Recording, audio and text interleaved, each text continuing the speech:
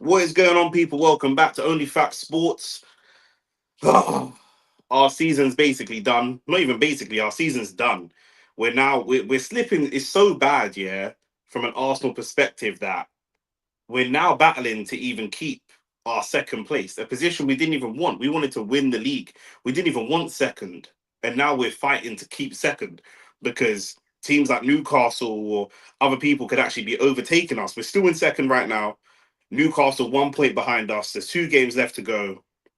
We're realistically not going to drop out of top four. Do you know what I'm saying? We're not going to drop out of top four. But if Man City and Newcastle were to leapfrog us and we were to finish the season fourth, that would just look so stinky, like compared to where we were just a couple of weeks ago. That being said, Liverpool, what Liverpool's going to turn up today? Arsenal gets Liverpool. They've won the league. It's over. It's a depressing time for Arsenal fans, bro. I'm not gonna lie. It is a depressing time for Arsenal fans. We are playing Liverpool at their ground. They've just won the league. They're going to be confident. They have taken their foot off the gas a little bit, but it's a nothing game for them. You know, how deep are they going to dig? For us, like I say, we're still trying to make sure we secure second place. It's a difficult one. And then on top of that, we've got injuries again. Jurgen Timber and Declan Rice. I don't even want to sit here and make excuses. People are going to say we're making excuses, but it's facts. You know, the amount of players we've got injured or had injured over the course of the season, it just makes us so tactically inflexible. It's so obvious what we're going to do. Do you know what I'm saying? They're our team because Rice and Rice and Timber are out. So it goes David Raya in goal, Lewis Skelly, Kivior, Saliba, Ben White back four, solid. A little bit worried about Ben White versus Cody Gakpo. Midfield, Marino drops into midfield with Thomas Partey, Erdegaard, Saka, Martinelli, Trossard. And as soon as I heard that Rice was injured, there was no question of like, oh, what are we going to do now? I knew what we were going to do. It was obvious what we were going to do. Do you know what I mean? It was like, okay, cool. Marino's going to drop into midfield. Trossard's going to start up top. Done. Do you know what I mean? They've got Allison, Connor Bradley, Konate, Van Dijk, Robertson, Gravenberch, Curtis Jones, Salah, Szoboszlai, Cody Gakpo, and Luis Diaz up top, it looks like. Or Salah, Gakpo, and Luis Diaz as a front three. Maybe Gakpo goes up top and Luis Diaz is out wide. I'm not entirely sure. Obviously, Connor Bradley getting a start. You know, it looks like they're properly done with Trent. Trent's on the bench, and they're like, yeah, bruv, if you're leaving, then yeah, let's bed Connor Bradley in and get you out of here. So yeah, listen, man, it's not a lot to play for them. There's more to play for us. And like I say, they've taken their foot off the gas. You know, obviously they won the league, and once they were confirmed to have won the league, I think what was their result in their last game? I can't remember if they lost or drew or something like that. But they I know they dropped points in their last game for sure. Um, what's going on with? I don't know. I'm trying to look at their results, but it's not coming up. The results from the rest of the day: Man United lost and Tottenham Hotspur lost as well, which is banter. They both lost 2-0, which is kind of hilarious. Obviously, they're going into the European Cup final, but they're both just shit, to be honest with you. Where are we? Let me get the Premier League games up for the rest of the day. Is it even going to come up? My internet's moving mad. It's not letting me look at the games. Let's see. Oh, here we go. What was it? Yesterday, 0-0, Southampton, Man City. Fulham lost to Everton 3-1. Wolves lost to Brighton 2-0. Brentford beat Ipswich 1-0. So yesterday was all away wins. Aston Villa as well won 1-0. All away wins. And then today, Newcastle beat Chelsea 2-0. Nicholas Jackson with a mad elbow. I don't know if you man saw that, but crazy elbow. Got himself sent up. Big up. Big up, Ravage. Just talking about your game, yeah, man. That crazy red card, bro. But it's the same red card that I don't know if you remember Bruno Guimaraes. Oh, look, here's Arsenal giving Liverpool the guard of honor. Oh my days. Oh, bruv. We're just not. I don't want to say we're an embarrassment yet because our team's decent. Like we've got a good team, we've got a decent manager, but we just hold L after L like nobody else, bro. We're here giving Liverpool the guard of honor with Spurs and Man United playing in a cup final, bruv. Yeah, yeah. That Nicholas Jackson thing that was very similar to the one with Jorginho. Nick, surely you're Arteta out. Nah, man. Not. Do you know what it is? Yeah. If man were going to be Arteta out last season, that makes more sense. He had most of his team, no major injuries, and he just got pipped by 1 point. Do you know what I mean? Like that. When it's 1 point, it's like there's certain things that you could have done as a manager to win this season. Do you know what I'm saying? Not this is last year, yeah, because it was 1 point. This year, I don't know if you can sack him after the injury crisis that we've had. I don't know what a different manager does differently. We had Edu. I think the failure of this season, in my opinion, yeah, is in the transfers. Yeah, we had a net spend last summer of 17 million. Remember, we got Marino, Calafiori, and who else did we get? Marino came in January. In the summer last year, we got Calafiori, and I think that was it. We got one other person. I can't even remember who it was.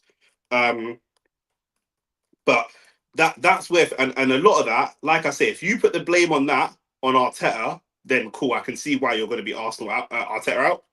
But if you're going to put the blame on that on Edu, which is where I personally put the blame, then you can't put that on Arteta. Do you know what I'm saying? Like we got Calafiori, 45. David Raya was already here, and Mikel Marino. That was it. And then we got Sterling on loan, and that was literally it. That's all we got. And that was it. That was when we thought we were gonna bro. Yeah, bro. I just see the guard of honor, bro. 100%. 5 years trophyless though, that's unforgivable. It is unforgivable, but it's context as well, bro. It's context. Like, do you know what I'm saying? We obviously everyone knows we got our main back four. Yeah. Before this season, Lewis Skelly, Calafiori, they're new into the team this season. Yeah. Before this season, at the beginning of the year, it was Jurgen Timber left back, Ben White right back, Gabriel and Saliba. Ben White's been out for the whole season. Gabriel's been out for 3 months.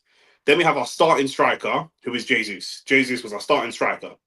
He's out. He's been out for about 6 or 7 months. He's out for basically the whole season. Yeah. Our backup striker is Havertz. We're not happy about it, but that is what it is. That's our backup striker.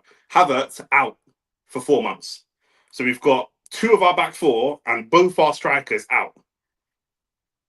What are you going to do? We bought Marino to play midfield. He's played most of his minutes up top. We've bought Ranieri in. We've bought Lewis Kelly in. I don't think that sacking him after this season personally makes sense. I think it made more sense to sack him last season. Last season is more of a failure than this season, in my personal opinion. Do you know what I'm saying? Last season, this season we went out to PSG in the Champions League semi-final. Not understandable, but understandable. Last year, we went out in embarrassing fashion. We went out in the FA Cup, we went out to Manchester United this year. Yeah. Last year, we went out to someone, I can't remember who, but someone in the Championship. We didn't even go out to a Premier League team. I think last season was worse than this season for me personally. Even though we had a higher points tally, I think last season was worse because we had a stronger squad. We still had like Reece Nelson in the squad. We had a way stronger squad, and we way underachieved. Do you know what I mean? Coming into this season, I don't think you can sack him with the injuries that we've got. In my opinion. Also, he's a first time manager. Obviously, it's not acceptable. We're underway, by the way. We've kicked off. Obviously, it's not acceptable, but he's a first-time manager, and we had a first-time director of football in Edu. Now we've got Berta. I'm coming to your comment 1 second. Now we've got Berta that's coming from Atletico Madrid. I want to give Arteta 1 year for a proper footballing structure. We're trying to play out from the back as we do. And who is that? Trossard has come all the way. Trossard's playing the striker for us. He's come all the way. Is he playing striker? Is he playing the midfield? It looks like he's come all the way deep to receive the ball. And he's getting caught in possession there. So it's ridiculous on the edge of our own box. We've got Berta coming in, and Berta is a serious director of football. So with him at the helm and Arteta, let's give Arteta this transfer window and see what he can do next season. If not, next season is final season, 100%. Do you know what I'm saying? He has to deliver trophies next season. No context of injuries, no nothing, because we've had a couple seasons of injuries now. We should build the squad thinking about injuries and being prepared for injuries. Do you know what I'm saying? That's what it is. Amad Diallo said, Nick, I asked you before too, if the manager stay at one club for 6 years, then how can you say he isn't responsible for the transfers? If they didn't give him the players he wants, he should resign. Yeah, that's just ridiculous. He's obviously not going to resign. I mean, how you're not going to quit a club like Arsenal and go where? You've been at Arsenal as a first-time manager. Arsenal is basically as big a job as you're possibly going to get. Do you know what I'm saying? The only clubs big, there's maybe 8 clubs in the world bigger than Arsenal. You've got the Milan clubs, the La Liga clubs, Barcelona, Man City, Barcelona, Real Madrid. You got obviously Liverpool, Man United. He's not going to leave Arsenal and go to a bigger club. He's not. No manager resigns. Give me one example of when a manager has said, "You're not signing the players I want, so I'm resigning." That's never happened before, ever. Like you're making up when it comes to Arsenal, people make stuff up that they wouldn't say for anybody else. Do you know what I'm saying? When has that ever happened? Ever in the Premier League where someone said, "I'm not getting the players I want, so I'm resigning." It's never happened before. Look at Conte, what he did when he was at Spurs, bro. We can't compare Arsenal to Spurs, and also Conte didn't even resign. Conte didn't resign. You know what I'm saying? Ravi said Conte did it with Inter, but I feel like that's different. Again, didn't he win stuff? He won stuff with Inter. Do you know what I'm saying? And Inter, and I'm not being rude, but the Italian league is not the Premier League. Do you know what I'm saying? It's not. Do you know what I mean? But I think that the messages we got from us from the board this summer was we're saving money in January. Sorry, free kick comes in. Saka just was he onside as well? I think he was onside. Saka's just put one just wide. That probably should have gone in as well. That was a really well worked free kick. Liverpool went for the offside trap, and Saka ran from deep. That's a really smart free kick. Saka should have scored there. That's very poor. He missed the sitter against PSG as well. Really, really poor from him. Let me get through these comments. Mac, imagine 16th and 17th in the Europa League final. So crazy. I'm not gonna lie. There's a chance we don't make UCL. Yeah, bro. Not making UCL is like unthinkable. If we didn't make UCL, you'd have to sack him. Like you'd absolutely have to. Like you're coming and playing against Liverpool here. We've got to pick up points against Liverpool here. Like Liverpool have won the league. They're not playing for anything. They've got nothing to play for. They just dropped points in their last game. We should be well up for this. Do you know what I'm saying? Like we've got a major point to prove, and Liverpool have nothing to prove. They're on cruise control. If we make the game difficult, they should not quit, but do you know what I'm saying? We should be able to make the game difficult for them. 100%. He's tarnishing his career though. Ahmad, you're waffling. How his first managerial job is at one of the biggest clubs in the world. One of the biggest clubs in the world. Who has a managerial debut at a club the size of Arsenal? How is he tarnishing his career? He will be celebrated. Obviously, yes, Arsenal. Saliba's just been pressed really quickly by Luis Diaz. Saliba making again the same kind of mistakes we saw him make against Real Madrid, and Marino makes a save. Why is there no overlay? Is it on? Is it on Canva? I've only just gone live. Is it on? Is it on there? Oh yeah, I see it. I didn't even see it. I'll add it in 1 second. I just went live, and then the man were coming through with the comments. I don't think you can say he's tarnishing his career. Man of Cup, he's got his first managerial job at one of the biggest clubs in the world. I don't see how he's damaging his career. Do you know what I'm saying? Like at the end of the day, he gets celebrated for taking Arsenal from eighth to Champions League semi-finals against PSG, beating Real Madrid. If Arteta left Arsenal right now, he wouldn't struggle to get a job. Do you know what I mean? So I'm not. You can't say he's tarnishing his career. I don't think that. I don't think that quite makes sense in my opinion. Martinelli up against Conor Bradley. Could he cut in? He goes to the byline. You get a corner out of that. Is that? It's goal kick. It was close. Arsenal prodding and probing as we do. But yeah, tarnishing his career is crazy. He's definitely not tarnishing his career. I don't see that. There we go. He put them eighth. So how can he get celebrated for taking them from eighth? Yeah, but he came in. He came in January, bro. Like he came in January. Even if he did put them eighth, that's what it is. Even if you want to say Emery finished fifth, that's fine. You know what I'm saying? Okay, fine. He took us from fifth to second, back to back second, or back to back second, and a UCL semi final. That's progress. So he's not tarnishing his career. I'm not saying it's good because he hasn't won any trophies, but he's not tarnished his career. That doesn't make sense for his first managerial job. That don't make any sense. No, Conte resigned. His final press conference was purposefully to get sacked. But then he didn't resign, then did he? Getting sacked and resigning are not the same thing. Even if you do something to get yourself sacked, that's still not resigning. So they're two different things. Do you know what I'm saying? You can't say that he should resign because he didn't get the players that he wanted. Most managers in world football don't get the players they want. Do you know what I'm saying? That's football. Most managers do not get the players that they want. He hasn't tarnished his career, but he won't take you over the line. We're having two different conversations. Do you know what I'm saying? Only your fan base rates him. That's not true. There are managers that are clearly worse than Arteta that have gone and got Premier League jobs. with a way worse track record than Arteta. So even if you say only our fan base rates him, if he left Arsenal, if Arsenal sacked him, do you believe that he wouldn't get another job in the top 5 league?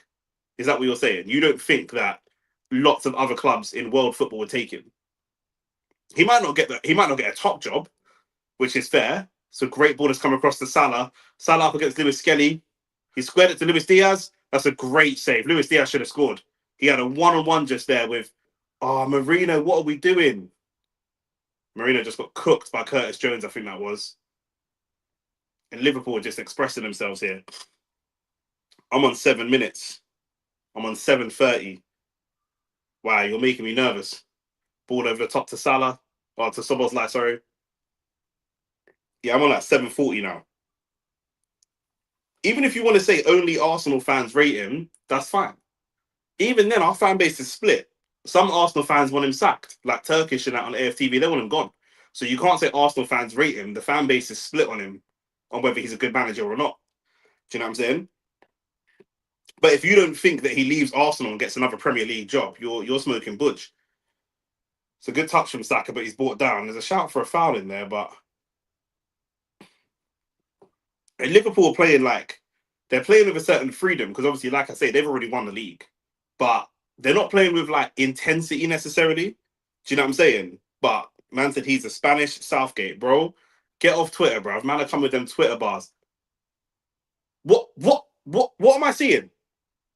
What am I seeing? The ref is the lino just flagged for an offside from a throw on, or is he saying it's a foul throw?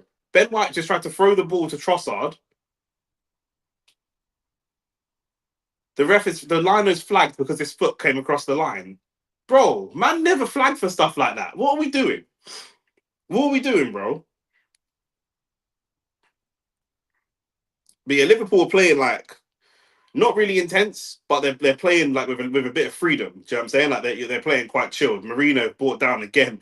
Marino's been brought down 2 or 3 times in this first 10 minutes, and he's not happy, and kind of rightly so, bro. He's been clamped a few times. He's been clamped a few times. I believe he'll get a job in the Prem, not in Europe though. I mean, yeah, I mean that's if that's your belief, that's your belief. I disagree. Do you know what I'm saying? I disagree. Like realistically, even this Champions League campaign alone would get him a job in Europe. When you say he wouldn't get a job in Europe, why not? Would like even if it's not a top side, why would a mid to upper La Liga side not look at Arteta? Like I can't see where you're coming from right there. If you go and look at the managers that are at clubs that are in the Italian, the French, or the Spanish leagues, none of them have won big trophies. None of them. None of them have the experience of managing the club as big as Arsenal. So I think that's a foolish thing to say. I'm not even sure where you're coming from with that. I want Mikel Arteta to stay forever, please. Can you get out of the chat, bro? Are you not busy? Are you not working today? Like, can you get out of the chat, please? Chat, can we ban him? Ravage, can we put this guy on a timeout, please? He's just trolling. I want his account banned, whoever this guy is. Get him out of here, man.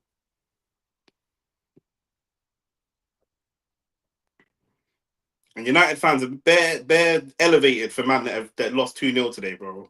You man lost 2-0 to West Ham at home. Lost 2-0 to West Ham at home. That's outrageous. We got to talk about that. Chat, you got to let me know, yeah? I'm trying to get Shane to start sending some fan reactions in for Man United games. Like, I think we should both be doing fan reactions for Man, especially if he's not going to do Man United live streams. So Shane, you should be recording a fan reaction for the channel. To be honest with you, a Man United fan reaction, because 2-0 at home is mad, but that's going to get swept under the rug because man just want to assess Arsenal all the time. But it is what it is, isn't it? That's, you know what I mean, we're the most hated. Shameful that a team finishing 16th will have the cheek to call themselves European champions. Bro, West Ham were European champions last year or the year before last. Do you know what I'm saying? Cody Gakpo up against Saliba. Odegaard doubling up. It's good defending.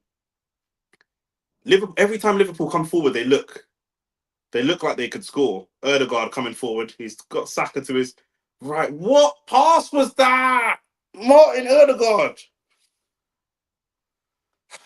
Odegaard just playing the ball into space, bruv. What are we doing? Martin, I'm trying to support you, you know. I'm trying to support you, bruv. I also want Arteta to stay. It's great, bruv.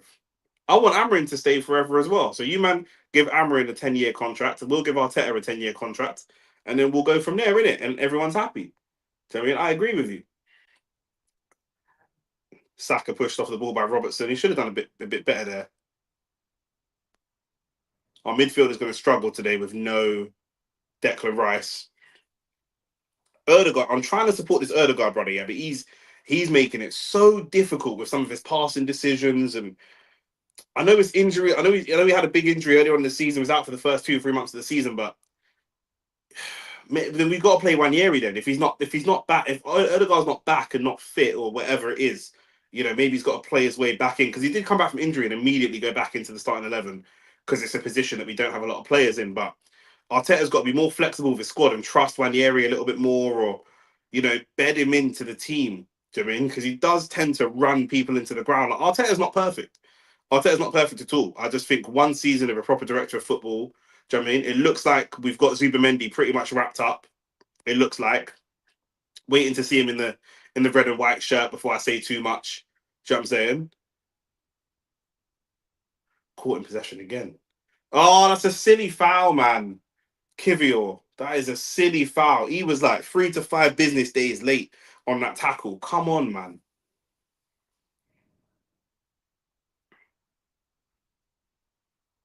Erdegaard's shirt is literally ripped in half. Someone's literally ripped his shirt completely down his chest. Bro, he looks like one of them man in carnival that's flexing their pectoral muscles. Do you know what I'm saying? If you see his shirt, bro, he looks like he's in Notting Hill Carnival or something with that shirt. That's outrageous.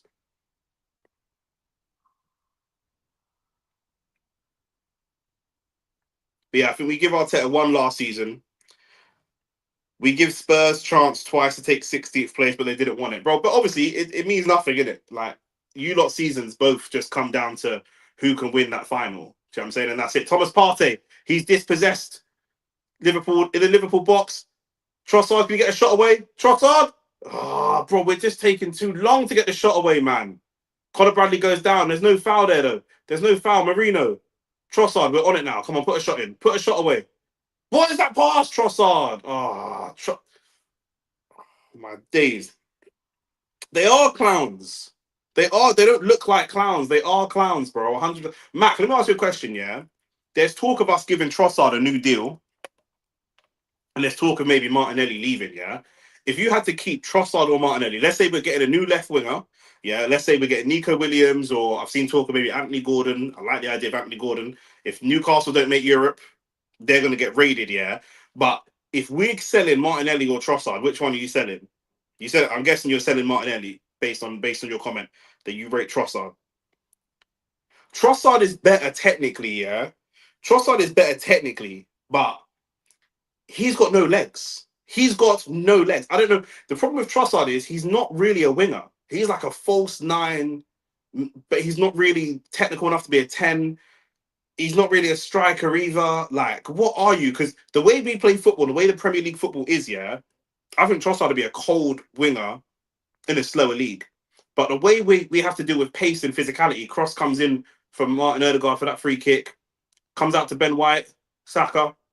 Man, can we get a shot away here, please? Can we get some type of shot away? Cross to the back post, that's a good cross. And Martinelli puts the head back across, but Trossard wasn't there. Yeah, Trossard, yeah, bro, he's just frustrating, bro. Technically, he's good. If you can create a clear-cut opportunity for Trossard, he can bag. But other than that, Salah's just coming forward, looking for that left foot shot. How have we let that pass get through to Diaz? That's a great tackle. That's a really good tackle from Kivior. Kivior might be a bad man, you know. Trossard is playing at the moment with no position. He's popped up in the 10 position, receiving the ball in the midfield. He's popped up on the left wing position. Sometimes he's playing central. I like Trossard as well. I like him as a utility player. But as a winger, yeah, bro, he ain't got the legs. Like, Trossard off the bench as a starter, I'm not sure. Yeah, that might be the vibe. If we could get a cheeky Anthony Gordon for a 50 mil, yeah, maybe not 50, it'd probably be more. But if we could get an Anthony Gordon, Nico Williams, I don't know. He's a good player, but he don't move me. Do you know what I'm saying? But let's just say, for example, we could get an Anthony Gordon and then Trossard off the bench. I think that's tasty. Martinelli, it's just the legs that Martinelli brings you though. But I think as Martinelli gets older, he's going to become less and less effective because his game is so much based on pace and not really technical ability. A couple of years, he's not going to be effective like that. Salah just fouls Lewis Skelly. I don't know what Salah's arguing about. He just charged straight into his back, bruv. Um, I saw you, man, getting Zubamendi, bro. Hopefully so. And you know what? Man are talking about not rating Zubamendi, yeah? But away from whether you rate him or not, obviously that's important. I do think he's very good. But away from whether you rate him or not, it's just so un-Arsenal like to have deals wrapped up this early. And this is what happens. This is what I'm saying, man. Them we need Arteta to have one season with Berta because we've never seen this with Edu. We've never seen this. Here we goes and confirmations, yeah, for players that are sought after by top European teams. Real Madrid looking at Zubamendi, um, Liverpool looking at Zubamendi. I don't know about official bids and stuff, but no doubt other teams like Zubamendi and Arsenal could get it wrapped up before the transfer window even opens. And then a £75 million bid for Gyökeres as well. Whether we get him or not, just moving proper. Moving proper. That's what I'm talking about. Do you know what I'm saying? Under Edu, we've never moved proper. Like we haven't. The best transfer window we had is when we got Zinchenko and Jesus, and that wasn't even proper. Like man, were already saying like Man City rejects and whatever. It's because we got second that it looked kind of okay. Do you know what I'm saying? It looked like okay, maybe they're not rejects, maybe they're decent, but that really wasn't the kind of targets that we wanted. No one was gassed. We haven't had a gas window. Do you know what I'm saying? Whereas if we got Zubamendi, Gyökeres, and Anthony Gordon, I just keep pulling the name out of my ass there, but if we got a window like that, man would be like, bro, okay, like man are gassed. Like, do you know what I'm saying? Did you see the Turam thing? No, I didn't see the what Turam thing are we talking about? Trossard off the bit off is good off the bench. Just yeah. He is. He is. Trossard is good for games that we're dominating. There's a long ball over the top. Cody Gakpo could be in for a shot. Saliba's with him. It's good defending as the defenders get back really, really well. It's a really good running. Cody Gakpo probably should have done better there. Maybe could have got a shot off first time. And Amadiola said Nico is trash. It's one. Is that 1-0? Is that offside? Cody Gakpo, I did say he should have got a cross away, and then it looks like it's Liverpool 1-0. Cross comes in. They took the throw on really quick. It looks like it's 1-0 Liverpool. Fuck's sake, man. These fucking northern bastards. Fucking hate Liverpool as well. I hate Liverpool.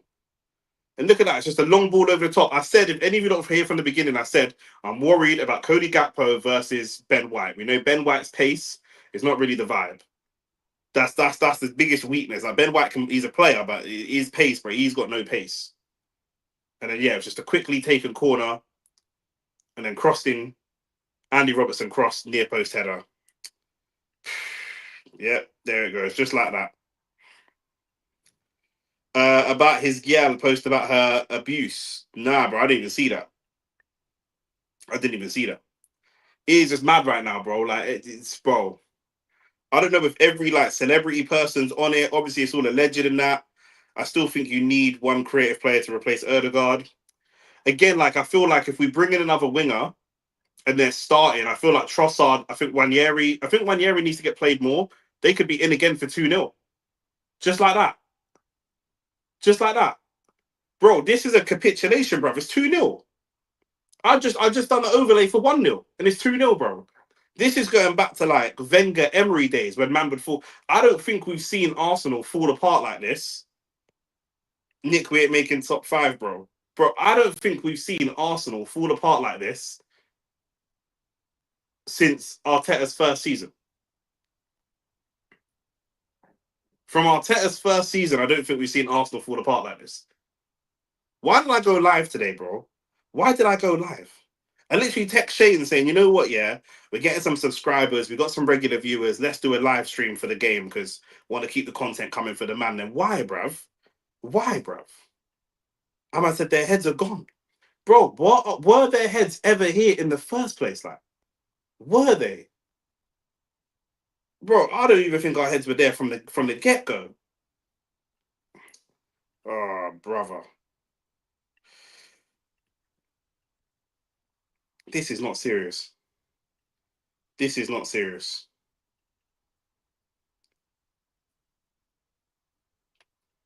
bro. And the thing is, yeah, we need Newcastle to not be making top four, so we can try and raid their team for their players. Do you know what I'm saying? But the way it's looking, it's ugly right now, bro. It is ugly for us right now. We'd still be in second.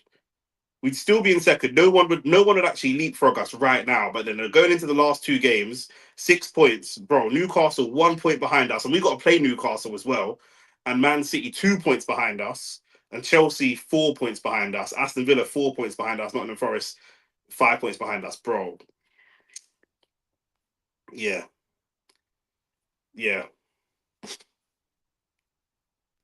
Again, no Declan Rice, no Jurien Timber. I did say the pace against Cody Gakpo against Ben White is where I'm most nervous.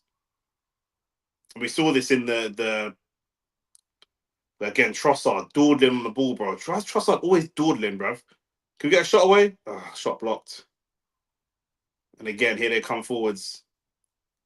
This is what we need. Like we need this level of intensity. Like, look, Liverpool's already won the league, and look at the intensity they've got, bro. That was nearly 3-0. That was nearly 3-0 again.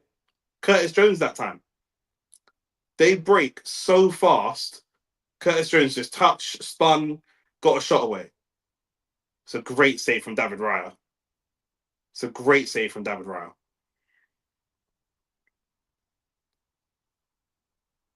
It's nearly 3-0, bruv. My head's going to be gone. If it gets to 4-0, I'm ending the stream. I'm calling it. I'm telling you now. If it gets to 4-0, I'm ending the stream, bro. And I'm going out and getting some sun. You know what I'm saying? The sun's bussing. Like, if it goes to 4, stream's done. I'll see you, man, for Johnny Fisher, Dave Allen. Do you know what I'm saying? And the stream's finished. Sobo's live with the corner. Virgil, fuck off, bruv. All right, David Raya gathers that cross. Man, then please, one goal. Make it respectable. The difference is, yeah, I don't know if you man put this down to Arteta or not, yeah, or the players, or both. But we don't shoot, we don't gamble enough. Do you know what I'm saying? Like, you saw the PSG goal, Mbappe hat trick in bro, why are we so deep? Why are we so deep? Get rid of the ball. Saka just brushed off the ball easily by Robertson.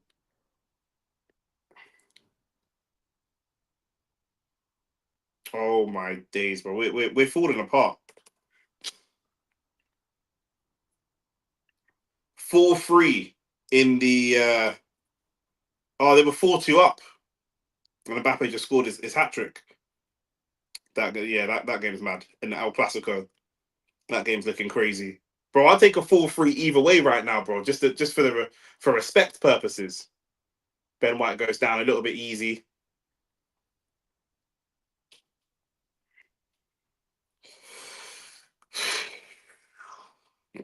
I think City and Newcastle are going to pass you. It depends, man. Yeah, I don't know. I don't know, man. City didn't look good. City played Southampton and just didn't look good.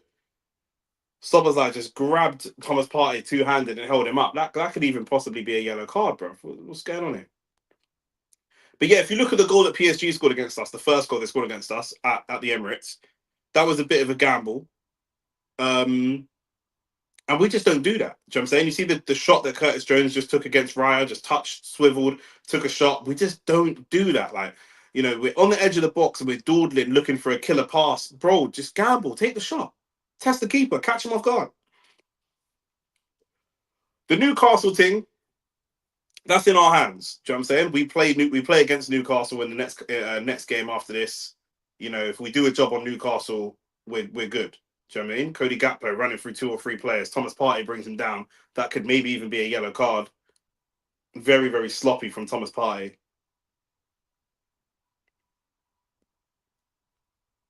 Saka's playing awfully, bro. Saka's playing awfully. Saka actually doesn't look interested. I'll be real. Saka's head looks gone. Like, he's playing really poor. Not much fight, not much battle. Arteta's just got these few players that he relies on, and if them players don't turn up, Saka, Rice, you know, whoever's playing up top, whether it's Havertz or Marino, to pull off a moment, if them players don't turn up, yeah, it's a long day. Do you know what I'm saying? And suddenly the team looks average without Saka turning up or without Declan Rice doing a madness. The team doesn't look quite balanced. Do you know what I'm saying? Free kick comes in, it goes deep. Can we get rid of it? Can we clear the ball?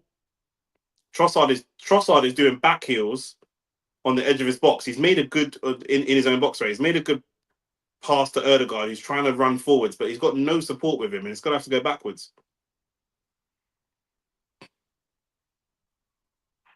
That was nice from Marino. That was actually nice from Marino. Marino, I like. Marino's actually grown. He's not great, but he's grown into the team really, really well. Saka up against Robertson. He ain't really got the better of Robertson so far in this game.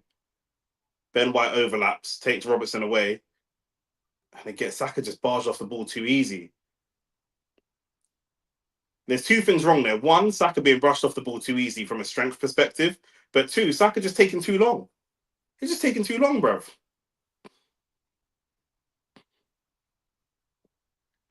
Trossard, can you get a shot away? Trossard tried to get a shot away there first time. Couldn't do it. Ben White, come on, stick a foot. Lovely. Thomas Partey, two good tackles from Partey. Erdegaard, Trossard, what can we do here? Ball across the box. It gets cleared by Konate. I think Marino's appealing for a handball. No one else is appealing for it. Are they going to look at it?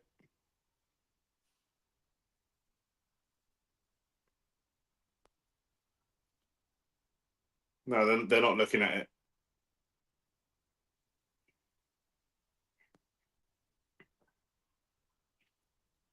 A lot of it is Arteta's high line as well, because look how deep Liverpool's defensive line is, whereas our line is very high. I think that there needs to be a little bit more versatility in the tactics from Arteta. Great feat from Saka. He gets through two players, and the shot is just a little bit rash. It's a little bit rash. Much more positive though. Much more positive. Just uses that little shimmy to create some space and just darts through the space. He's so good at that. But the shot is really, really, really rash.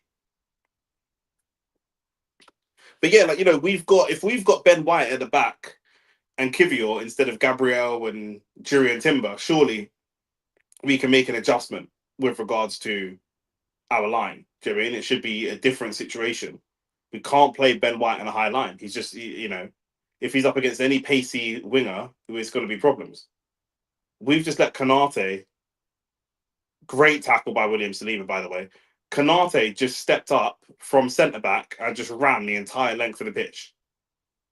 He just stepped up and ran the entire length of the pitch. Where's our midfield? And Marino was just jockeying with him.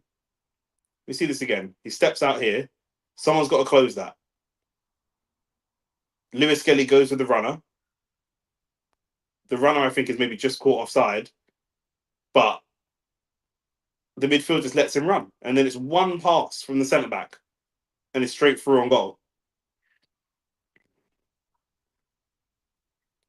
Really, really, really naive tactics I'm seeing here from Arsenal.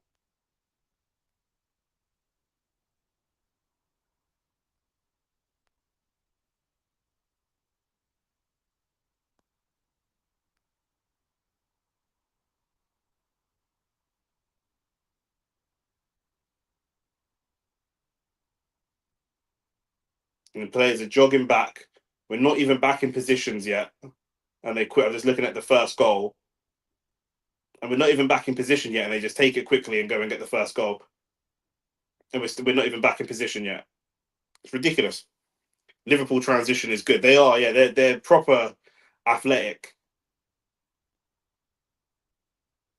At our best, like a year ago or 2 years ago, that's how we were playing. Our transitions, especially attacking transitions, were very, very good.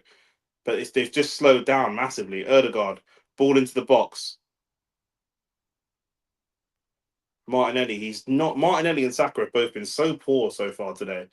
Martinelli hasn't got the better of Conor Bradley once. Marino does really well there. Virgil gets a good head on it.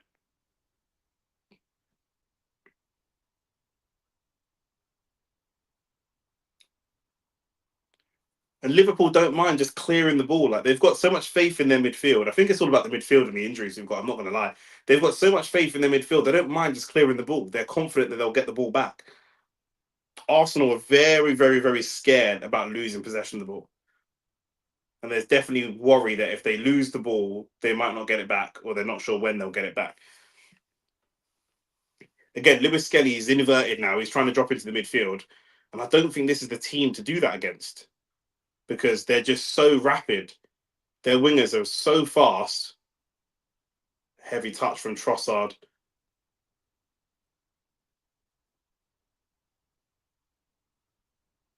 It's good play between Saka and Trossard, though. But look at Liverpool's box, just packed with players.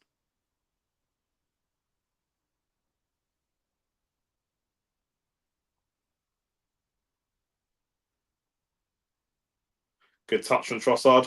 Can you get a shot away?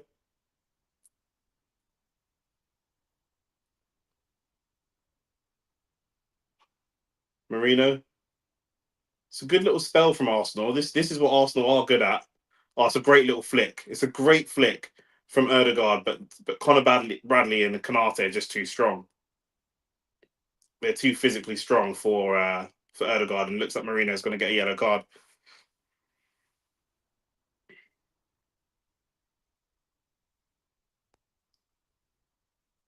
Where's our pace gone in this team? Like the team's got no legs. Like without Rice in the midfield, there's no legs. Like we've got Marino, Partey, and Erdegaard. Like that's just such a stinky midfield. Because once Conor Bradley or Curtis Jones pick up the ball and drive through that midfield, who's going to stop him? Partey can do it in physical one-on-one strength, but he ain't got legs like that. It's only Rice that you're looking at for legs, really. Can Zubamendi run? Like, does he move around a lot? Because I see a lot of clips of him just kind of standing still, picking the pockets of players. Good, like good line splitting passes, a bit like Partey. But I'm hoping that, given that he's younger, maybe he's a little bit more athletic. I don't know. I don't know if he runs a lot or covers a lot of ground. I'm not sure.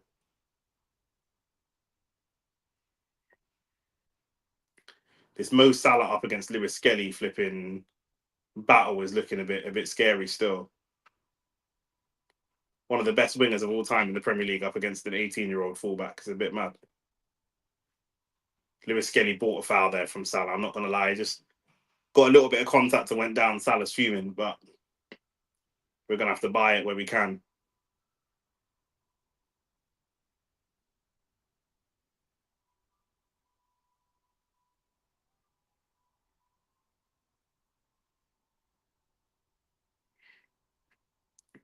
Trossard is doing really well. Like Trossard's doing a lot of good stuff. When the game's slow, he's doing some good stuff. But when the game's fast paced, his transition game is terrible, both offensively and defensively. Martinelli again trying to make something happen. Partey, oh, he should have just taken the shot, man. Kanate came across to block it, and he just dummied it. He did that little trademark dummy. But we need the shots. We need to get some shots off. I don't know if we've had a shot on target. I don't think we have. I don't think we've had a shot on target. I don't remember a shot on target forcing the keeper to make a save this whole game. Kivior, good ball into the box. Can we get a shot away? It's not bad from Erdegaard. Just tries to pull the ball across the box.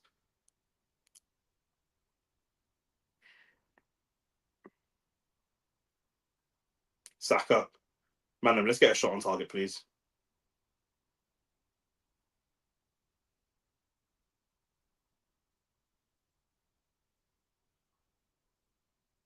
Erdegaard.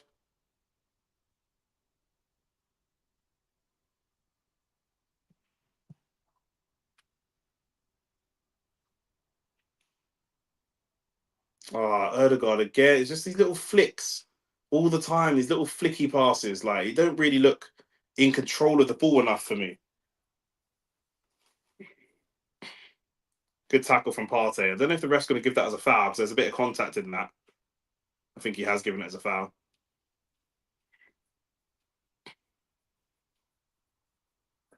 Partey getting a warning. Ref telling that's your second one. It's the last one before a booking.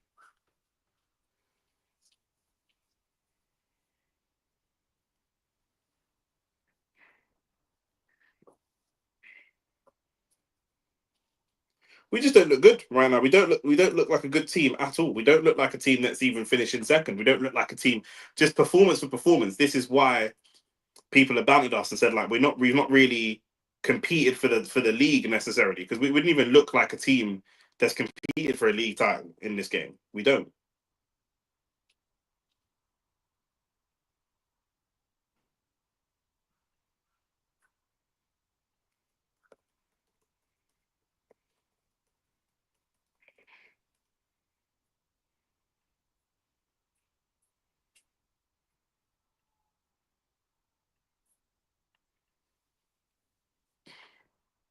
Is Luis Diaz injured from that challenge?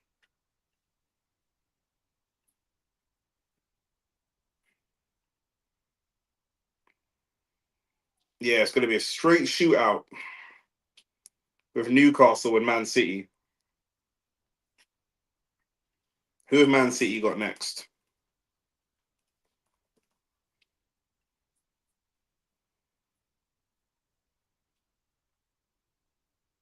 Man City have got Bournemouth and then Fulham. Two very, very winnable games for them.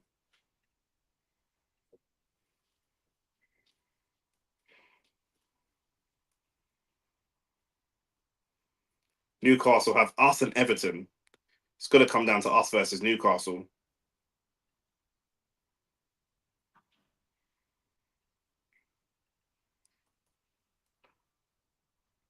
Chelsea have got Man United on Friday. Man United and Nottingham Forest. Chelsea will drop points to them, to those two teams. Man United and Forest. I mean, they could beat Man United, but Man United on their day, who knows? Again, goalkeeper goes long. Lewis Skelly gets the header first. I have a big problem with how slow Arsenal react to dead balls, and there's the stats. They're showing it now on Sky, and yeah, you can see straight away. As I said, no shots on target. They've had 5 shots, 4 on target. We've had 4 shots, none on target. We haven't asked Allison to make a save at all this entire game, and that for 40 minutes of football for Arsenal Football Club is not acceptable, in my opinion. Even if it's a speculative shot, we've got to force it. We've got to force. Forest are looking really bad though. They drew to Leicester. Yeah, that's true. They did, but Forest on their day. Chelsea looked bad as well. They got slapped by flipping. Marino just had his pocket picked. You can't. You haven't got that kind of time in the Premier League, mate. The ball's gone to his feet and he's just standing there. He's not checked. He's not even checked his shoulders. At least with Erdegaard, he would have checked his shoulders at least. Someone's got to give him a man on. Someone's got to. I don't know, man. I don't know. We've got to beat Newcastle. We have just got to beat Newcastle. No Champions League football next year. I honestly think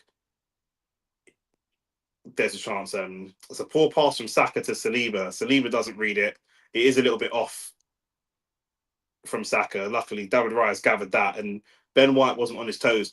I have a real problem. These guys don't look like they care. Bro, do you know what it is, yeah? I'm looking at the team. I think they care, but I'm looking at the team, yeah? Ben White's just come back from injury. He shouldn't be playing. Yeah, he shouldn't. Ben White should barely even be playing football. But I'm looking at the legs, bro. Like, where are our like who? They're in their midfield. They got Curtis Jones.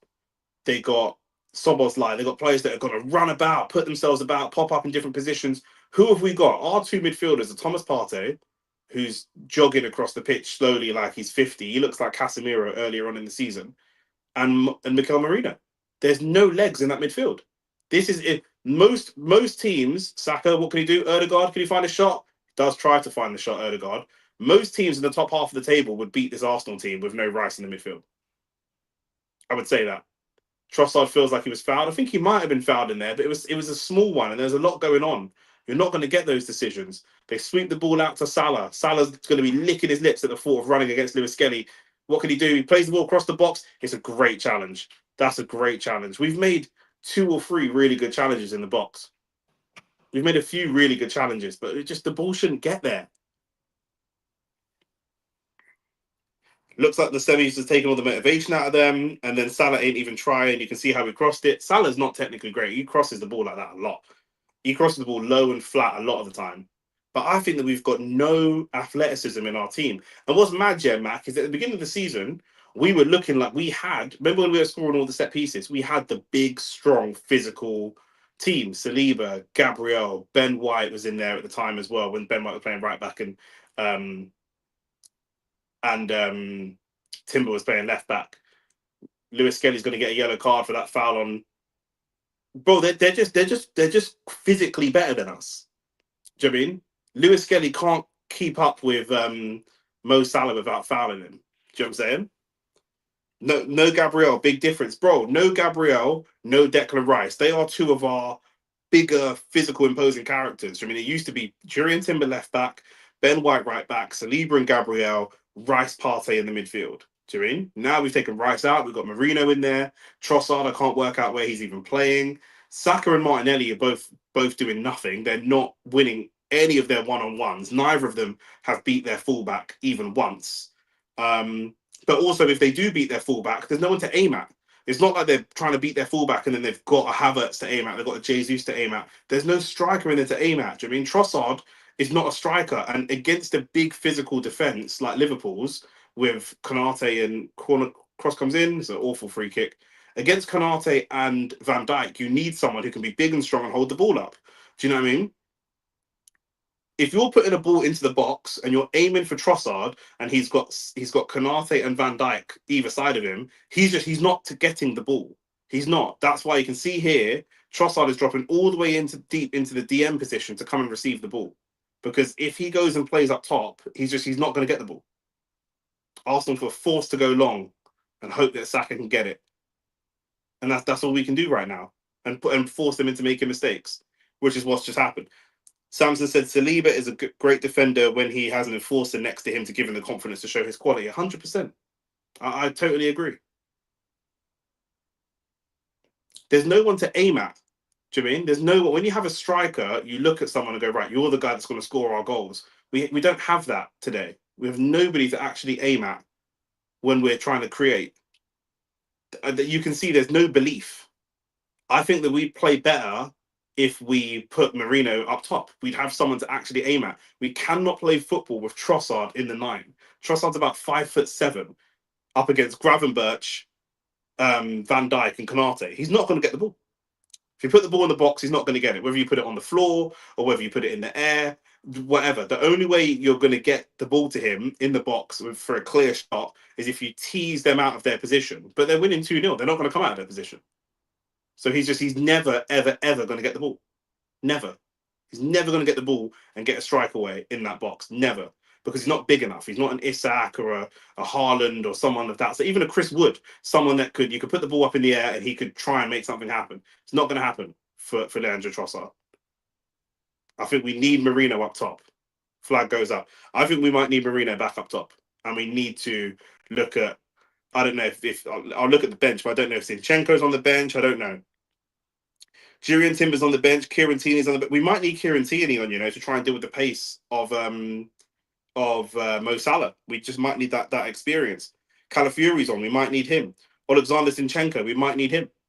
Genuinely, we might need him in the midfield. Partey, Zinchenko midfield. It's not like Marino's like way quicker than Zinchenko and we're going to lose legs. We're not. Neither of them are very quick.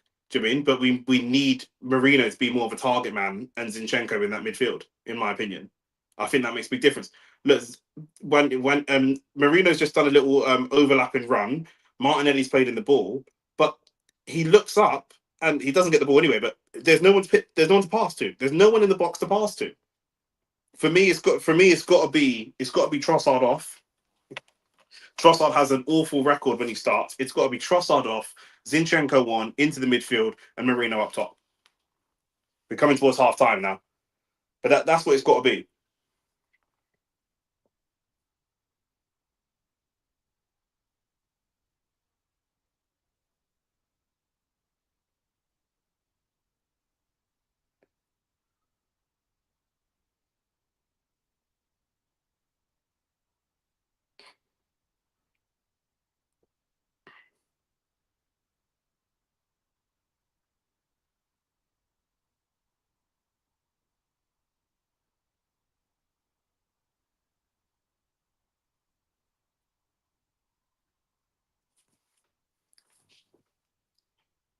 You guys just need Arteta gone. It's time, bro. This performance here is looking like it's time. If you don't get top four, then it's time. If you don't get top four, it's time. I would like to see him have one more season with Berta as the director of football because it looks like Zubamendi's coming. Like I said, there's a bid for Gyökeres, you know, and obviously Arteta has had like an injury hampered season, so it's difficult to judge it. This season is very difficult to judge him off of. Liverpool look like they could be in for free. The pass was a little bit overhit for Salah. Edge of the box challenge. No penalty. Salah again. Saliba standing him up. Liverpool corner just before the half. I thought I was asking, like, Samson said Zubamendi has not done anything worthy of being a great signing, to be honest. Like, I said that. I was like, he plays a bit like Thomas Partey, defensive mid, kind of, line breaking passes, a bit like what Partey does. But where he's younger, I was like, does he at least have some legs and some physicality? Like, I've seen a few highlights of him and stuff, but does he have we need more legs in the midfield for me. Do you know what I mean? Like, that's what makes Rice elite, is that he can sit deep and clean up. Corner comes in for Liverpool. Kanate gets there first, but gets right under it. And I think that's going to be half time. Yeah, it is. Rice, what makes Rice so good is that he can do both. Do you know what I mean? Like, he can be a defensive midfielder and he can sit there and mop up and just clean up and stuff like that. Rice can do that job. But he can also play in an 8. He can also be a progressive ball carrier. He can also shoot. He's got intensity. He's got, like, when I look at Rice, the way he moves around the pitch, the fitness, all that kind of stuff, the pure athleticism that he has, we can't compare that to Thomas Partey. Even if we want to say Thomas Partey is more technical in terms of like his first touch and his passing and his breaking lines and whatever, like in his feints, like all of that stuff, fine. But he's got no legs, none whatsoever. And then when you're looking at Marino, similar. Marino doesn't have legs either. Do you know what I mean? He kind of, trots about the pitch. He's not really, mobile around the pitch, in my opinion. So that's the problem. Arteta with one more season would break Arsenal. I don't think the Arsenal fan base can handle another repeat season like this. I think this season is down to the transfer window. If you go back to last season, last summer, all we signed was Ricardo Calafiori, who came in and got injured, by the way, and Marino, who came in and got injured. If you remember, Marino came in and injured his shoulder in training and was out for the beginning part of the season. Um, I think that if we're looking at, forget about the quality of Zubamendi for a second, just in terms of the transfer window itself, we need another DM. Jorginho is going to go, Zubamendi comes in. So it's going to be between Zubamendi and Partey for that position. We'll have Rice in the 8. Marino will be the kind of understudy 8. We've got Erdogan in the 10, or the second 8 if you want. I think that Wanyeri needs to be deployed in that number 10 position a lot more, especially when Erdogan is off form like he is at the moment. I think that's a big failure on Arteta's part of not playing him enough minutes, in my opinion. But if we can go and get, let's say Zubamendi, for example, and if we can go and get a Gyökeres, just for example, and we can go and get another left winger, and maybe Martinelli or Trossard go, or maybe one of them stays and plays on the other side, like, I don't think we'll have a season like this season because squad wise, we should be so much more prepared. Do you mean last summer, when people were saying, oh, we think we can win the league and different things like that, different pundits were backing us to win the league. Most Arsenal fans, you go and look at Turkish and AFTV and other people, that really, really, really unhappy with the transfer window. That was the main bone of contention. The transfer window was shit. We knew we needed a striker in the summer. We didn't get one. And we needed a striker again in January. Shane made the point on one of our podcasts that Donyell Marlon moved in January to Aston Villa. Rashford moved to Aston Villa.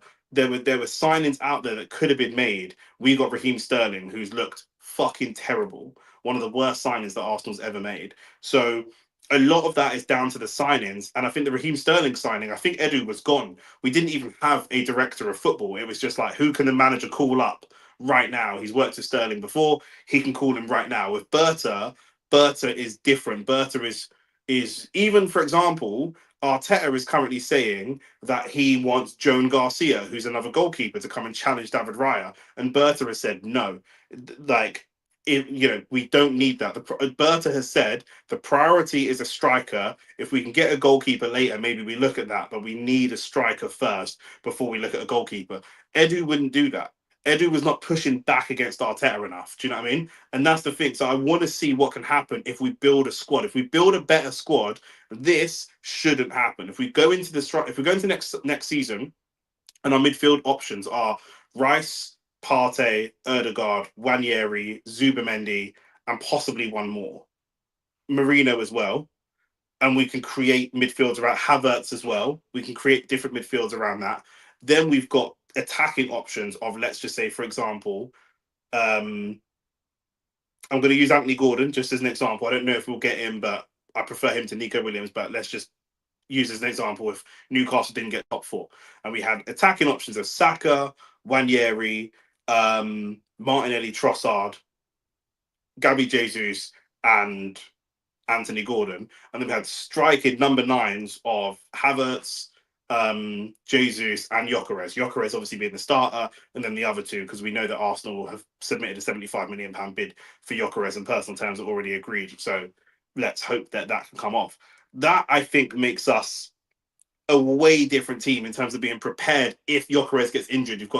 It would be so unlucky to have Gyökeres get injured and then Jesus get injured and then Havertz get injured. That's the thing. Jesus going into this season was our number 9, and he was on a good run of form. He is our number 9. He is our starting striker. That's what we do. He's injured.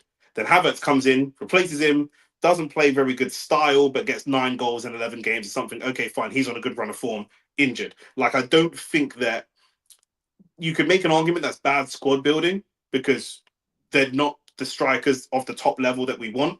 But it's very unlucky for you to get both your strikers injured. Do you know what I mean? If Man United had Joshua Zirkzee and Højlund both injured, they would struggle. Do you know what I mean? Like that. If most teams had 2 strikers injured, they would struggle. Do you know what I mean? If Cole Palmer and Nicholas Jackson are both out injured, Chelsea look like a different team. That's the same for any team. Do you know what I mean? But if we can go and build a better squad, then I think that we can avoid things like this happening. Things like just not having the options. I mean, then we've got unlucky because remember, we've got Tommy Asu on the books. He's been injured for the whole season, for the entire season. He's been injured. The problem, Andrew's here for the hate along. Do you know what I'm saying? Fact, you guys don't have real options in the squad right now. That's what I'm saying. Now, this is the King Luca. This is the thing. Some people, if you were somebody who puts that down to Arteta, I can understand why you're like, Arteta out. I want him gone. He's built this squad. But part of this is the board. Part of this is Edu. Do you know what I'm saying? There's a lot of different people that are going into this. Now, do you think that Arteta didn't want a striker in the summer? There's no way he didn't want a striker in the summer. There's no way he didn't want a striker in the summer. Do you know what I mean? But this is where we are.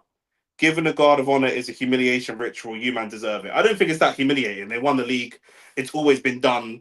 Only in the days of social media has giving the guard of honor been seen as a humiliating thing to do. It's never been seen as a humiliating thing to do before.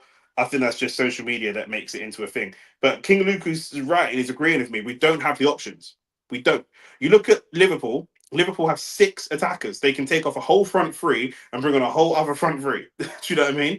So if 1 or 2 of them get injured, obviously Salah's the main guy. They've got Salah.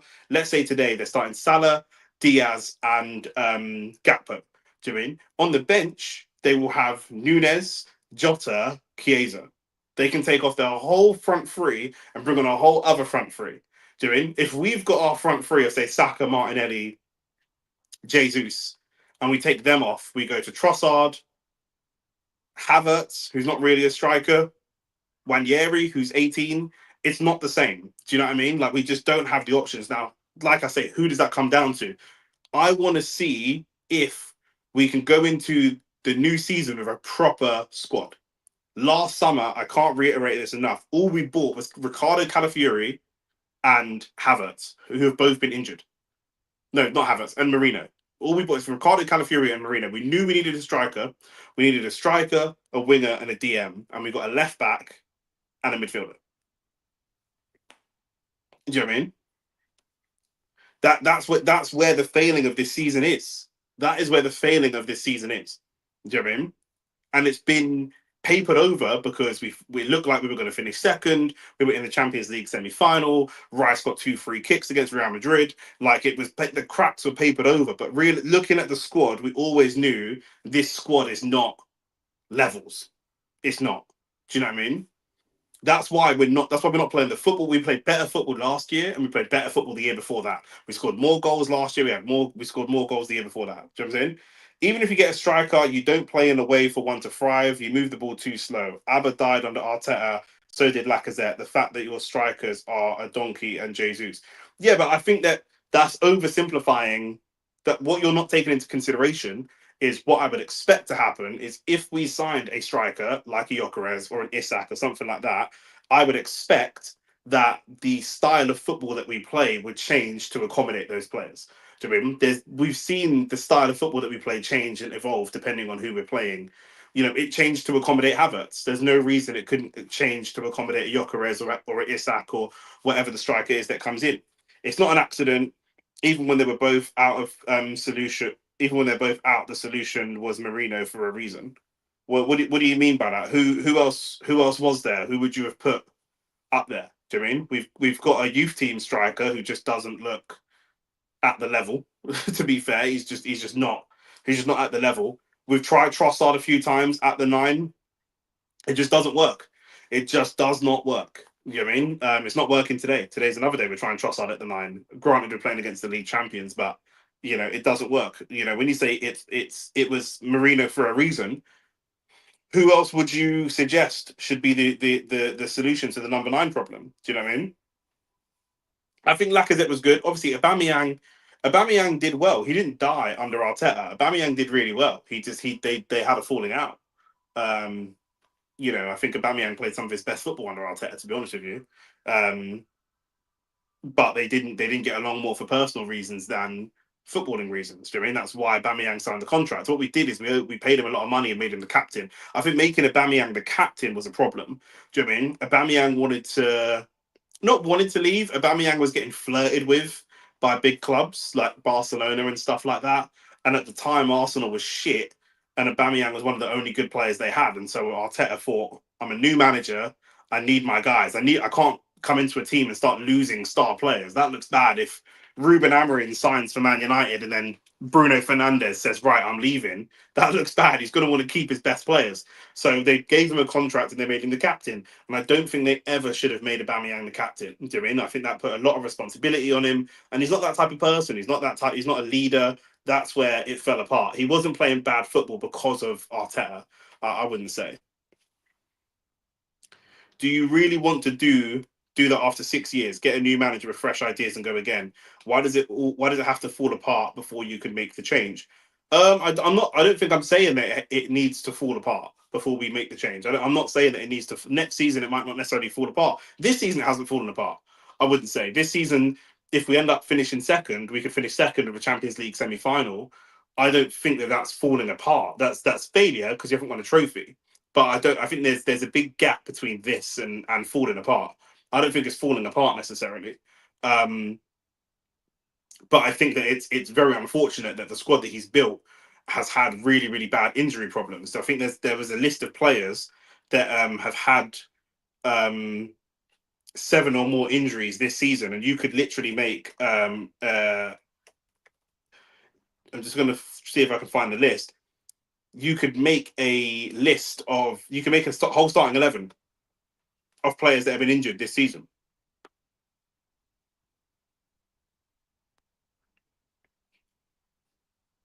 Just looking at the list now.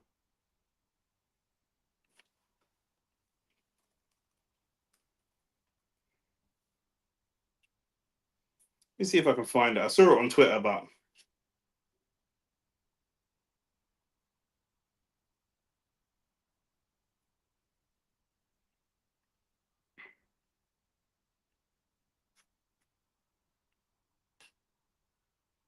I don't think I can find it. I should have saved it earlier.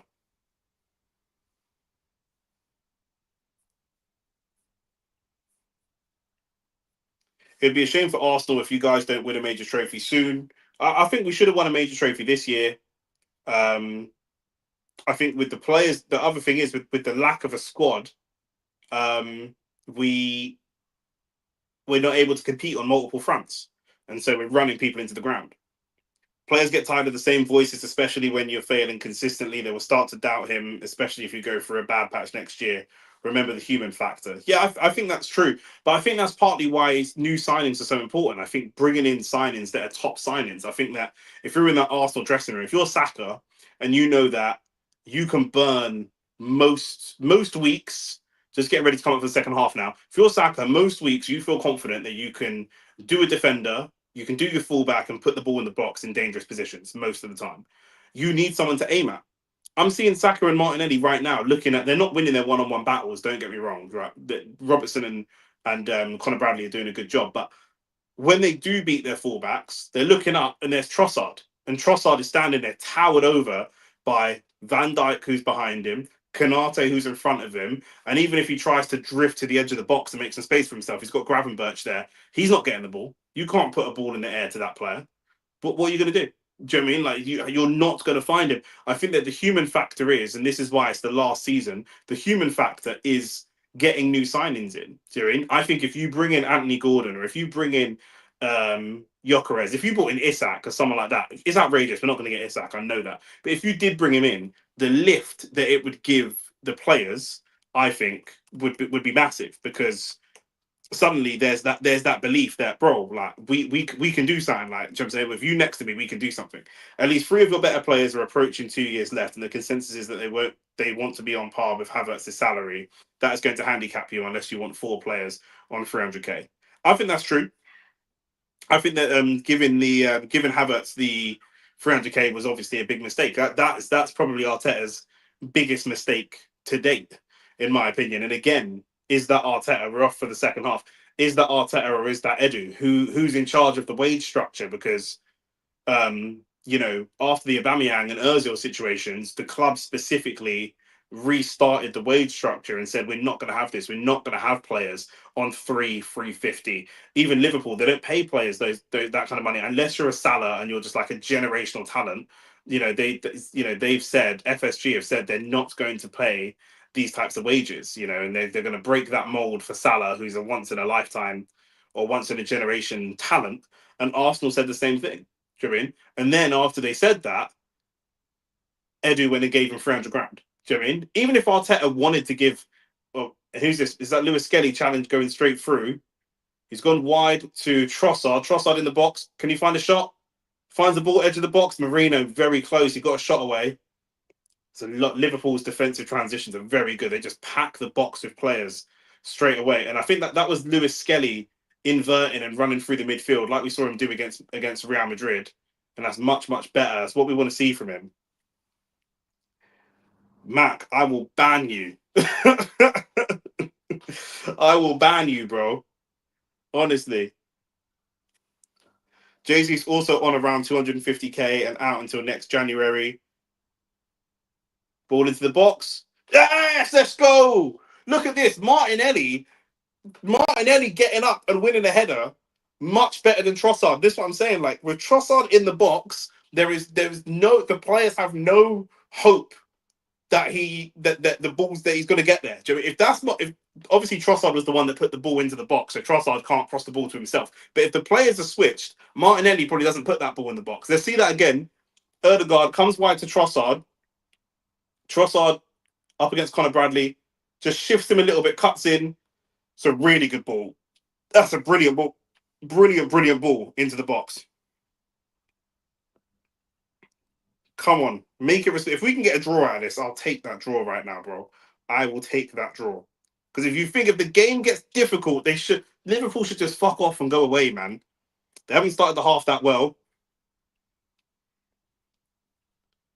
And I do think for Martinelli's career, I wonder if he can't be transitioned to being more of a striking option. If we were to get rid of a Havertz or a Jesus and we were to bring in a Gyökeres or something, if Gyökeres and Martinelli were two kind of different styles of striker, because he can be so effective up top, Martinelli. And that all came from that whole attack started from Lewis Skelly's carrying the ball through the midfield as he's been doing a lot more since that Champions League experience. He wasn't doing it as much in the league. Saw him do it once he started doing it. I think he did it against Real Madrid. I think it was the Everton game around the knockout stages of the Champions League is when he started to do it. Mac, just allow this Martinelli thing, this Havertz thing, bro. Doesn't the contract situation bring you full circle to when Arteta just came in? I'm willing to bet that when he leaves, you man will be back in Wenger tail end days. Depends who we bring in. It depends what squad we've got. It depends who we bring in. You know, when Wenger left or when he was leaving, we were on the slide. We were a team very much on the slide. We didn't have Champions League football, so we were really struggling. Remember, Wenger left when we finished. Wenger got top four consistently for 20 years and then finished fifth. And then I think this year that he left, he finished sixth. So we were in the Europa League. So we were struggling to attract top players, and we were struggling to make top money and all the rest of it. So I think that it's a little bit different. But this is why Arteta would be in his final year for me. If we can go and sign some top players, and we've got Champions League football, I think Arteta can leave the club next season, even if we win an FA Cup, or even if we win something. I could see him leaving next year and say, I've given 6.5 years or 6 years, whatever it is. We've won a couple trophies, and yeah, then somebody else can take them to the next level. But he can leave the club with a good quality squad for a new manager to come in and bring some fresh ideas, and maybe even bring in some fresh players again. But I think that happens next year. I think a manager coming in this season will have a hell of a job to do. To deal with this squad. Saka beats his man for the first time, tries to get a shot away. I don't mind that. Little physical coming together, and the ref, is he giving the foul? No. Luis Diaz feels a bit hard done by. Saka, Ben White overlapping. Can he get the ball in the box? Thought that might have just gone out for a goal kick, but apparently it didn't. Saka's kept it in. Thought he might let that go out for a throw, but Arsenal just falling into their trap.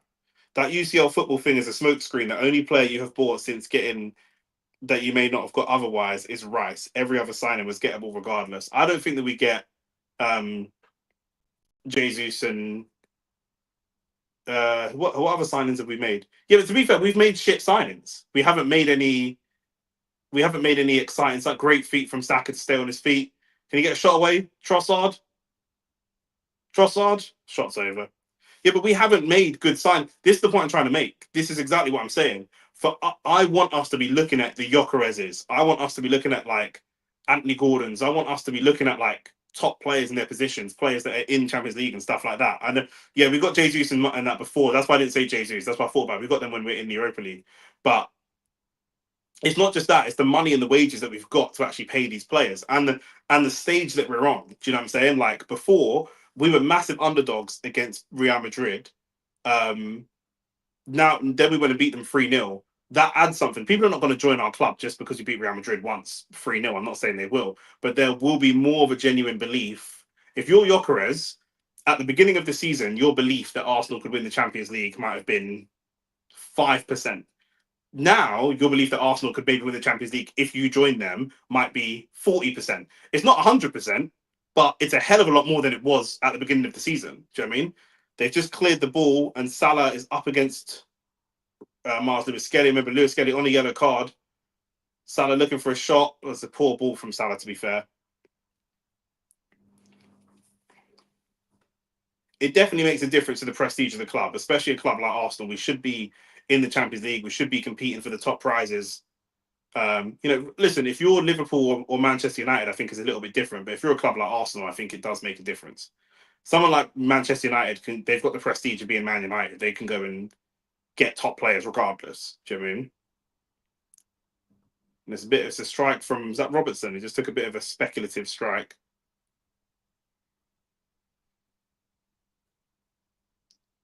We started the half really fast. We play better football when we play quicker. The slower we are, the worse it is.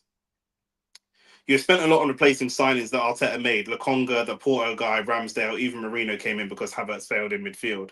Yeah, Lokonga. Some of those were like gambles though. Like I feel like Lokonga was a gamble. He was like 12 million or something like that from Anderlecht to something. Fabio Vieira, I think it was like 20 odd million, which is quite cheap for a team like Arsenal. Was he like 35 million? I don't know. But again, I'm looking at. I don't know that these are Arteta. Obviously, they've signed under Arteta, but are they Arteta or are they Edu signings? Do I believe that Arteta was keeping tabs on Fabio Vieira from Porto? Not really. Do you know what I mean? So I don't know. 35 million, yeah, 35 million for Fabio Vieira. I know 65 million for Havertz. I knew about that one. The thing is as well that with a better director of football, it's also like if the manager comes to you and says, "Yeah, I want to buy Joe Willock. I want to buy him back." Which one do we have for Joe or Chris? But yeah, I want to buy Willock back from Newcastle, and I want to buy him for 80 million. It's the job of the director of football to be like, "Fuck no, hell no." Do you know what I mean? That player's not worth that. That player's not worth these wages. If we had Berta instead of Edu, we would have made better signings, or we would have made the same signings on less wages. Do you know what I mean? 100%. Or like I said already, there's talk of Arteta wants another goalkeeper and he wants to sign Joan Garcia, and Berta said no. He's like, nah, there's not a good use of funds, and the first priority needs to be a striker. We've got the centre mid wrapped up, hopefully with Zubamendi. Let's get a striker, and then we'll look at everything else. But the striker is the first priority. That's come from the director of football, not Arteta. Do you know what I mean? So under Edu, we might have gone and spent 25 million on Joan Garcia as a backup keeper when we've already got a very good, very capable goalkeeper in doing in David Raya. That's what a good director of football can do. And that's what a good, experienced director of football is there to do. To us as fans, it seems obvious, but Edu, like he let it down a lot. I'm not going to lie. I don't want to blame him. Arteta's the manager, but some of the stuff is just wild. Do you know what I mean? And the team before Edu, Vinay and Sven Mislintat and that. Them man are criminals. Vinay's like up on like corruption charges. Gakpo coming forwards. Good tackle from Ben White. And again, Ben White's still not fully fit. Remember, he had ankle surgery literally this season, so he really shouldn't even be starting to play. So good strike from Soboslai. We know he's got that powerful strike in his locker. Was that Soboslai? Yeah, it was. He's got that thunderbolt of a strike, but it was quite straight, and David Raya dealt with it.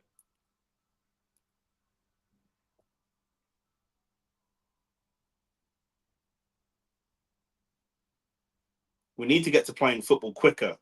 We're actually very bad when we play football slow. The quicker the game is, the better we play. We're better playing off instinct. I actually think we're not technically like when we played PSG. I was like, this team technically is the best team I've ever seen, or the best team I've seen this season from a technical perspective. They can afford to play the game slow and then quickly change the pace of the game and stuff like that. We're a little bit different. It's really good though. I can seeing Lewis Skelly dropping into the midfield and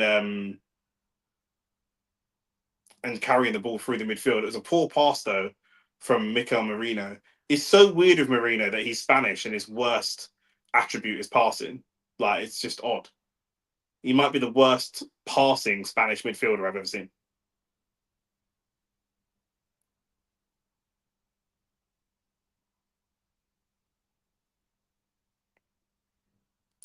Partey did really well closing Sober's line, but the ball just went through to Allison. Game feels a little bit more open now.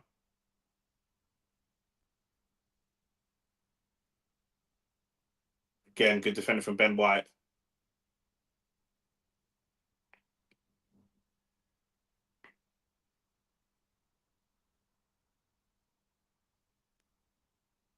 And he's trying to work Lewis Skelly into the midfield. He's such a good runner of the ball, progressive ball carrier. That's what we need. Rice is the only one we've got in terms of the players that actually play in our midfield. He's the only progressive ball carrier we've got in that midfield. We need another one.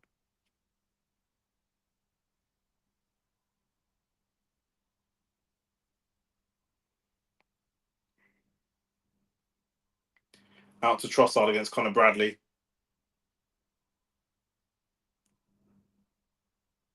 Again, Martinelli's up top. I'm in favour of keeping Martinelli if we keep him up top. Like Martinelli as a striker, I think suits us far better than him as a winger. He's just got the speed, so I see it. Good knock and run from Ben White. Looks to try and just get the ball in the box, but Robertson cuts it out. It's what I like from Ben White. Ben White doesn't overcomplicate the game. Again, Martinelli dropping back and intercepting. He's able to do that because he was already central from being in the striker position. Just suits him so much more. So much more.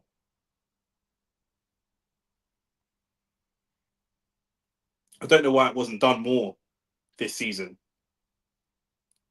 Ball into the box, back post. Trossard is more technically astute. I know he's not as quick as Martinelli, but he's more technical by far. He's more creative. He's more likely to pick the lock than Martinelli is. Find the cross. And I think that's one of Arteta's big failures as well. To be fair, I don't think he's perfect. One of his biggest failures is not utilising the squad. We've had Zinchenko there all season. We've had Tierney there all season. We just got to use them. It's not who you want to use, but you've got to use him. We know that Slot doesn't like Nunes, wants him gone, but he uses him when he has to. It's just the way it is.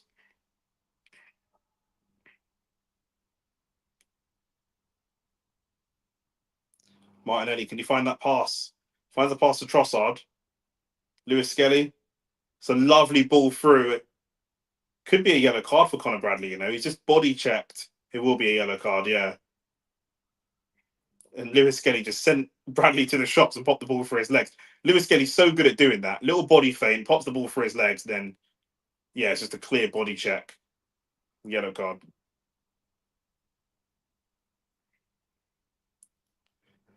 Probably going to be Erdogan on this free kick, but it'd be good to get a right footer on this to get an in swinger on the free kick.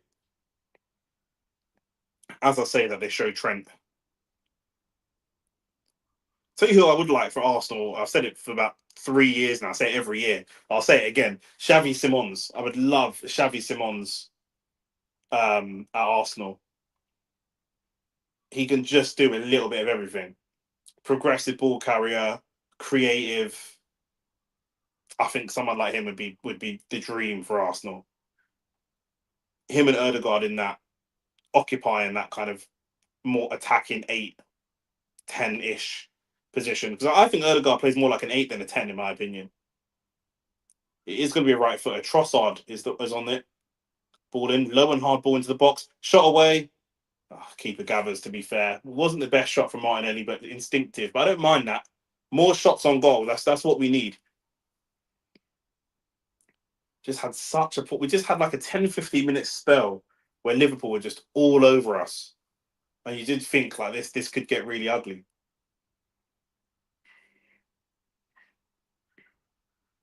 We've played our way into the game.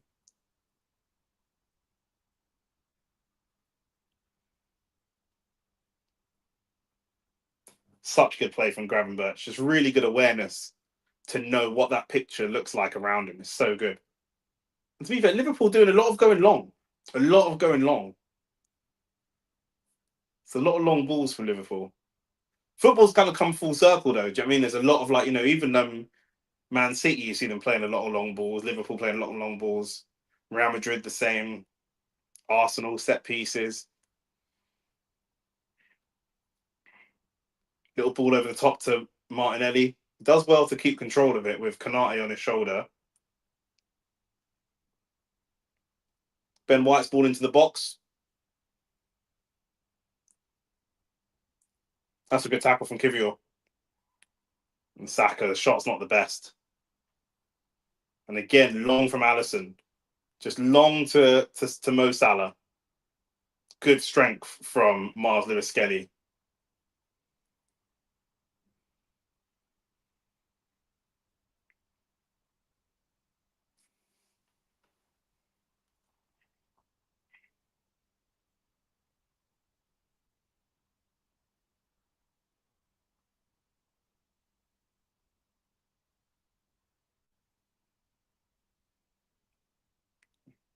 Trossard's playing well. He's just popping up in different positions, Trossard. He's just playing with no position. He's now playing on the right wing. Saka in the middle.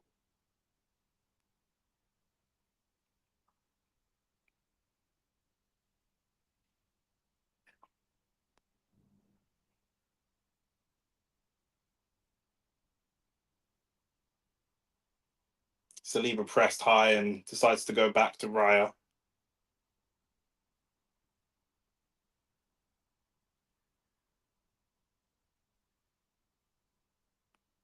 Saka's wide. Odegaard been finding him. Goes central to Martinelli instead. Martinelli brought down in the box. Is that a foul? I didn't think it was a foul. Connor Bradley brought him down in the box. Let's see if there's enough ball in that foul. It's a great curving run. It's a really good striker style of run. That's a good tackle. It's no foul. It's a good tackle. It's a good ball though. I'll tell you what, that is it's fucking pissing me off to see that from Martinelli because we've needed that all season. We've needed that run all season. Curving run in behind between two centre backs for Erdegaard. But we've needed that pass and that run all season.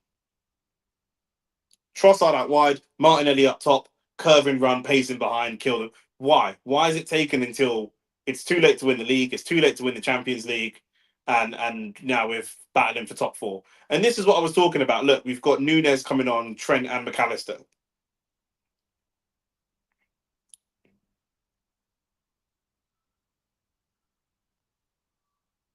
This is what I'm talking about. The difference in squad.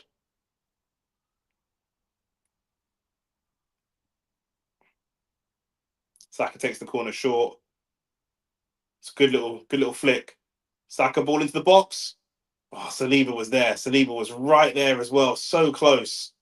So close to 2-2.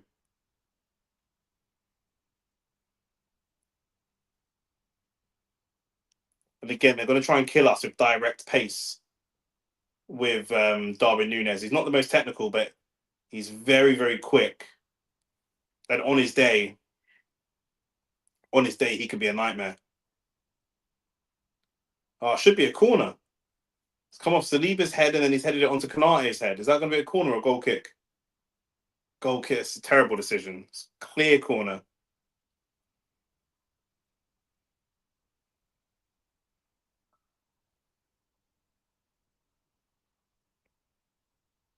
Who's going to be coming off for?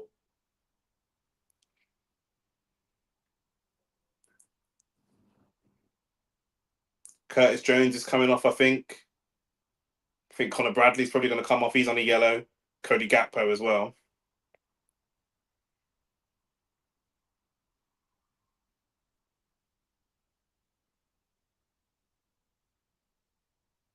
And they're bringing on three starters. Do you know what I mean? They're bringing on three players that are starting quality. We just don't have that luxury.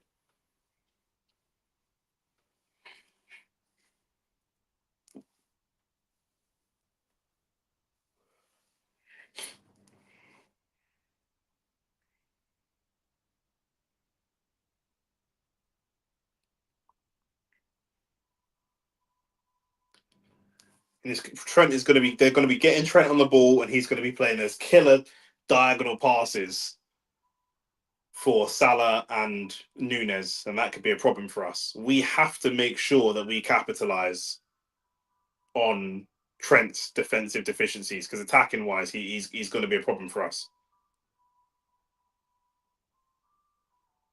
And an ice cream van outside. Here's Salah, not the best ball, but again, you can see straight away what they're trying to do. David Raya goes long quickly. Martinelli trying to battle with Konate. What happened to Wanyeri? I don't know why Arteta doesn't use him. I do think that he needs to develop physically. He's a little bit weak, but I would like to see him used a lot more, a lot more than he's being used, especially in the last month or two when Erdegaard's been really off form.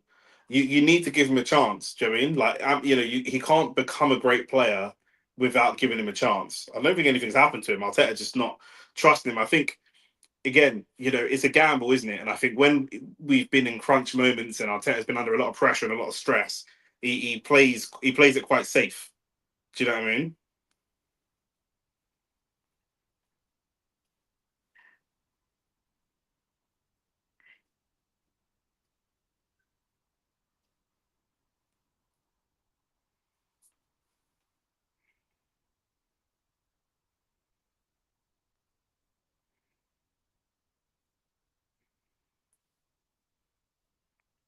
I heard he was late to training before the Madrid game and then he benched him. I think that's not true because I don't know if that's true or not, but he wouldn't have benched him because of that. He's benched anyway. He's always that story doesn't make sense. He's always on the bench. He's never been a starter. He started like 2 or 3 games, but he's not been a regular starter for us.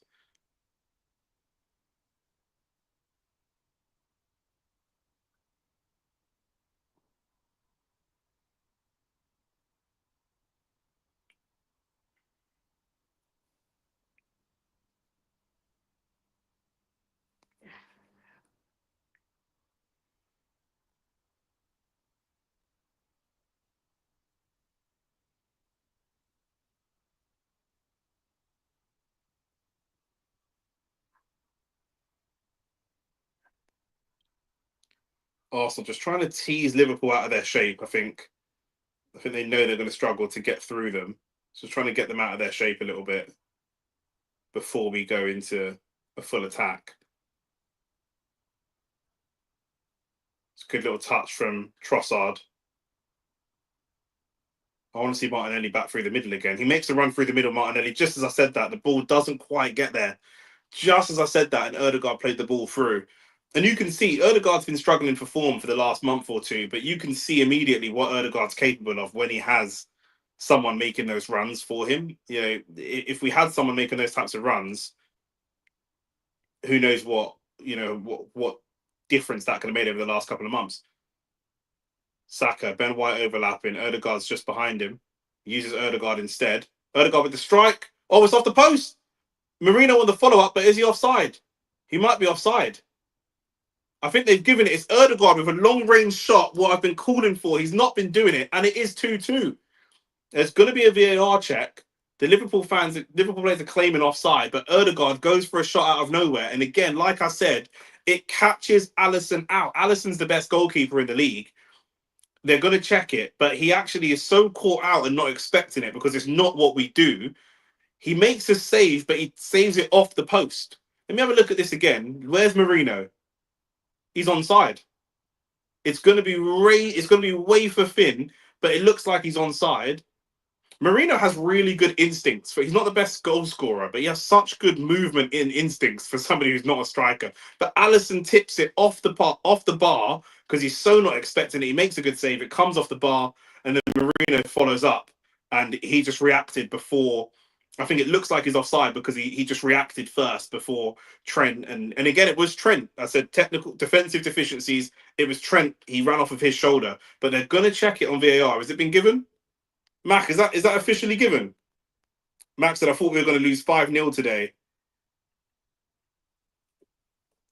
I think they've given it.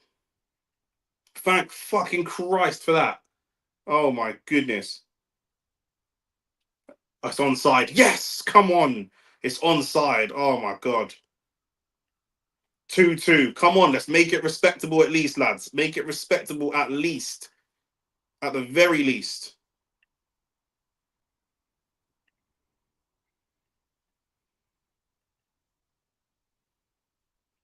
Listen, you know what? Liverpool haven't really turned up in the second half, but we've done really, really well. We've done really well. And again,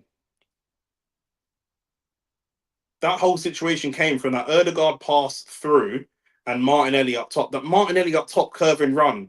That's what I want to see. Martinelli is not technical enough to try and hug the touchline. And now Arteta feels that we can win this game. I'm not sure that Arteta should really. I don't know, Mac. What do you think about us going for it? Because they've got Salah and Darwin Núñez. Do we go for it? Do we look at a draw? Maybe we go for it. You know, Liverpool haven't come out. Liverpool haven't been great in the second half. Maybe we go for it.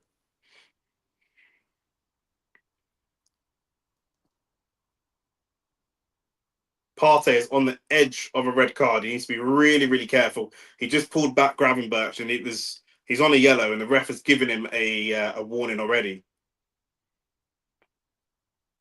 Winning by 2+ goals at half time. Liverpool have never lost at Anfield when winning by 2+ goals at half time. In 120 games, 118 they've won and 2 they've drawn, but they've never, ever, ever been winning 2-0 at half time at Anfield and lost the game in 90 minutes. History beckons.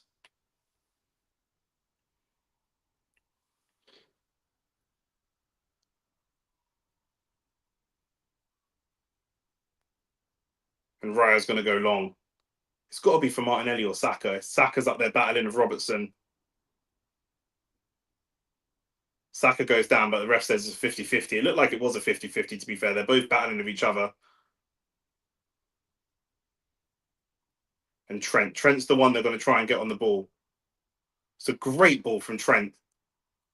Nunes just can't quite control it, but it's a brilliant pass. And what did I say? They're going to look for Trent on the ball, and they're going to use the pace of Darwin Nunes in behind, and that's what happened. Bang! Trent gets on the ball, and look at that ball. It's just drop. That's a brilliant pass. It's just not good quality from Darwin Nunes. It just drops right in the middle of Saliba. It's too far for Kivior, but not far enough for Saliba. That is a nightmare pass for defenders to deal with. Trent is so good at that. Saka does really well to hold off Robertson. And again, Martinelli up top. Martinelli up top is giving me joy, you know. I'm not going to lie. It's giving me joy. And Trossard out wide. Erdegaard pressing up high. Arsenal really pressing to win the ball up high. They believe that the game is winnable.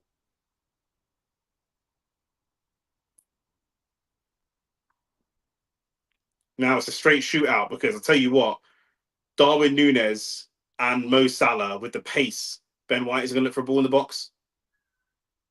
Darwin Nunes and Mo Salah with the pace, and Trent with those wicked deliveries is a long day.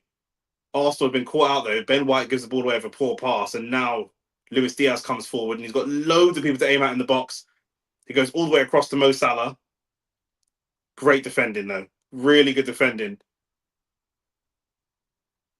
Saka wants the ball to feet. Marino's trying to tell him to run. Oh, Marino's just fallen over. What's happened there? He looks like he's just fallen over. Then Gravenberch is running through. Gravenberch fluffs the shot. What happened to Marino? Marino looks like he got sniped. Call of Duty Warzone, but he just got sniped from across the. He just fell over. He literally just fell over. I can't believe that. Boys, we're in the ascendancy. Let's not. Luckily, it was Gravenberch and not someone who was more clinical up top.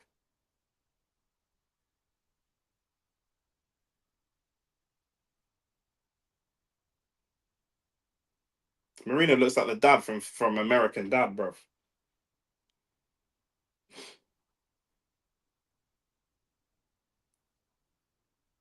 We've got away with one there. It looks like he's walking over to the touchline. Is he getting subbed off? Trossard's down getting treatment.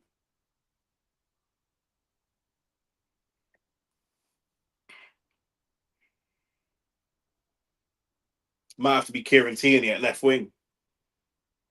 Put Kieran Tierney on Trent. It is Kieran Tierney as well. They've just cut to Kieran Tierney and Calafiori getting suited up. It will be Kieran Tierney. I know Arteta so well, you know. That's the thing of Arteta. He's so predictable, Arteta, bro. He's so predictable. It looks like a hamstring injury for Trossard. He just pulled up under no pressure, no one around him. He just pulled up on his own. So it's probably going to be, Miles Lewis-Skelly off for Calafiori, and then Trossard off for Tierney.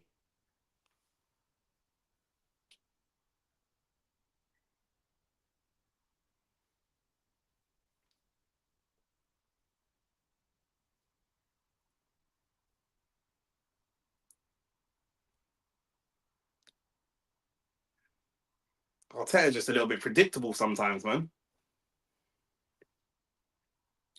2-2, 13 minutes to go, though. Both teams very, very winnable. Like I said, Trent, those wicked deliveries over the top with Darwin Nunes running through. There's Ben White coming off here. Ben White coming off for Calafiori. So what's that shape going to look like then? Who's going to go right back? Because we'll have 3 left-footed defenders on. We're going to have Saliba on with, and Diego Jota coming on as well. Oh, go away, man. Liverpool are killing me, bro. This attacker after attacker. And we know Jota's record of Jota and Salah, that both their records of scoring against Arsenal were freakish. Jota scores against us every single time we play him. We play against him. And it looks like, is that Tierney at left wing? Who's going right back?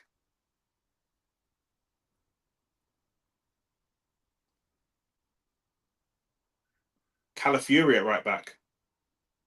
Okay, interesting. It's Calafiori at right back.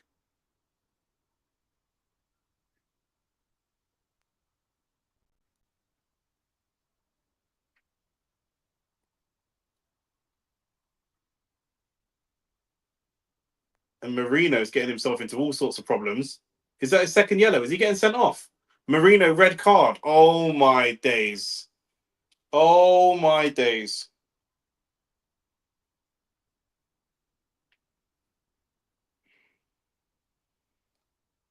Marino goes and drops in to do the Partey role to. It is a yellow card as well. It is. He's very, very late. He slips over again. He just slipped over a second ago, and I don't know why, but he's. Oh, is that a yellow card? I think he got the ball. Oh no, yeah, that one, yeah, the one on Soboslai is a yellow card. Yeah, the one on Soboslai is definitely a yellow card. Isn't this what happened last time? This is what happened against Man City. We went a man down, and then we were grinding out a result.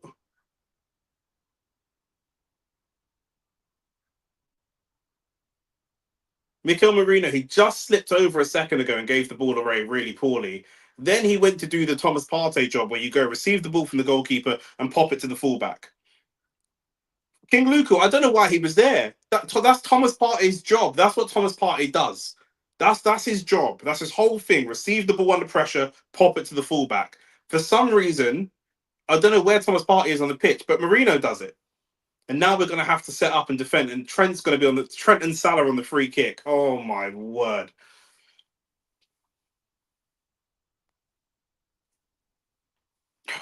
What am I seeing? Like we do all the hard stuff, and then we can't do the easy stuff. The easiest stuff to do, we can't do it. Even that stupid fucking goal kick of the centre back giving it to the goalkeeper. Just send the ball long, man. I don't know why we do it. Trent is gonna go direct. We know he's gonna go direct. Come on, we know what he's gonna do. Come on, David Raya. He's gonna go direct. We know it. Mikel Marino, man. And then he's gonna be banned for the next game. So next game we're gonna have another defender out. If Rice is back, we're gonna have no Marino. Trent does go direct. Oh, it's wide. The dip on it was good as well, but it was just wide.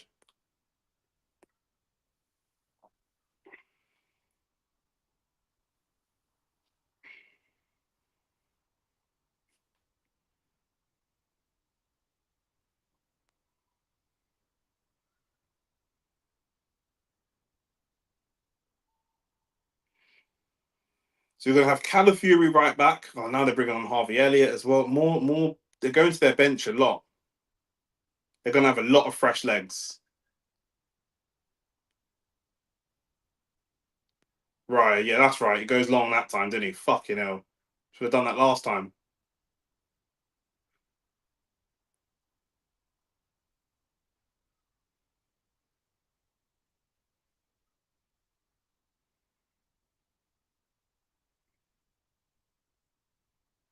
And they find the ball to Trent. We know what Trent's gonna do. Miles Lewis Skelly on the yellow. Don't get yourself sent off, lad.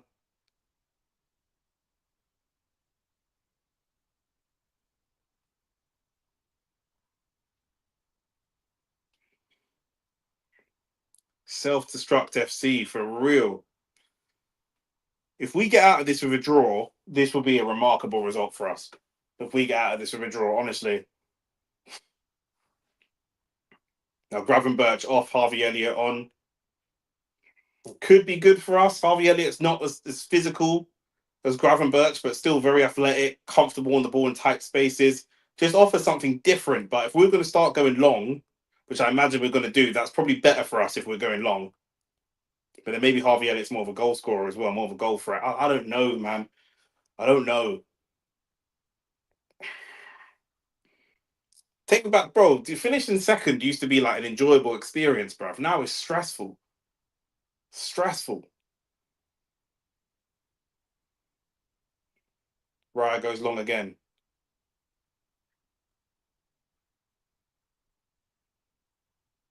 So we've got Marino suspended, and we've got Trossard injured.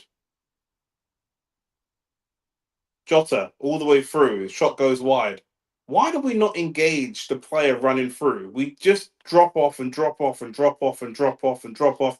And the next thing, he's at our bot. He's picked that ball up on the halfway line, and we're dropping and we're dropping and we're dropping and we're dropping and we're dropping, and no one gets onto it.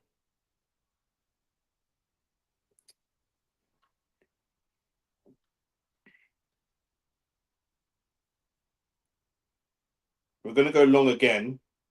This is the third time we're going long. The last two times, the ball has just come straight back on top of us. That time, at least, it's gone out for a throw. Saka's come over to the left-hand side. We need to do more to try and make this ball stick. All of our big guys are off the pitch now. All of our big athletic players are off the pitch. No Rice, no Marino, no Havertz. Partey's in the DM. So when the ball goes long, it's just not going to stick. It's just going to come straight back. Salah plays little ball in behind. Lewis Skelly, good strength. Get the ball clear. It's a foul. It's a foul on Kivior.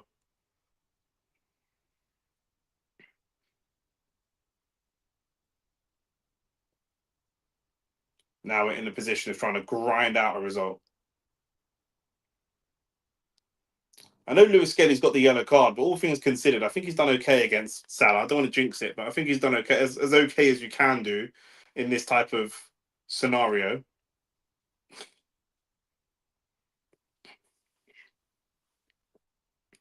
And long again. Konate gets there first. Again, Trent just hoofs it forwards and Salah's in. Raya hoofs it forwards again. 85 minutes between first and second place in the Premier League, and it's just go long both ways. Long, long, long, long.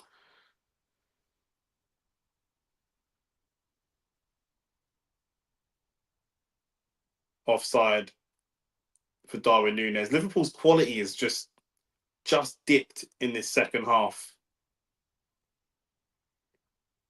I think Slot will be really disappointed if it ends 2-2. 2-0 at half time at home. They just haven't really been at it second half. But we need to do more to grind the game out. We're not doing enough. Just going long is not enough. We're going long and central. We've got to at least try and take it long to the corner flags. This one could be better because this free kick that David Raya is taking is a bit wider. Yeah, we're going to go long and wide.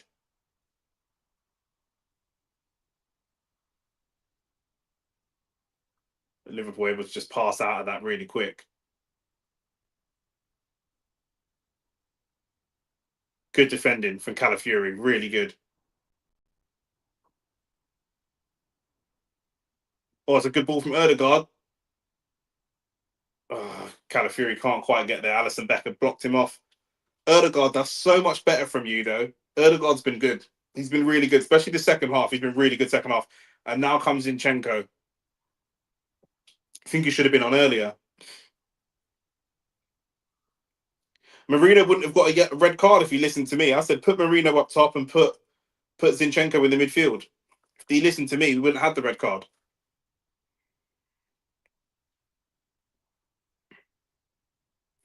Saka coming off as well. So that's going to be Martinelli up top on his own.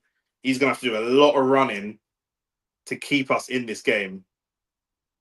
Saka, really quiet first half. In fact, I'd say really poor first half, to be fair. Better in the second half.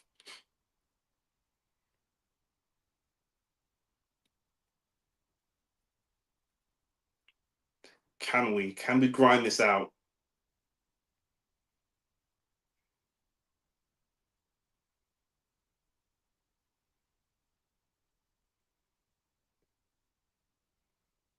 Someone's pass. That's a poor pass from you. Go keeper. Go keeper. Go keeper. Send it. That's it. If we can put it on Robertson, I think that's what we do from the long ones. Try and hit Robertson. Darwin Núñez cutting in. Szoboszlai's going to line up a shot.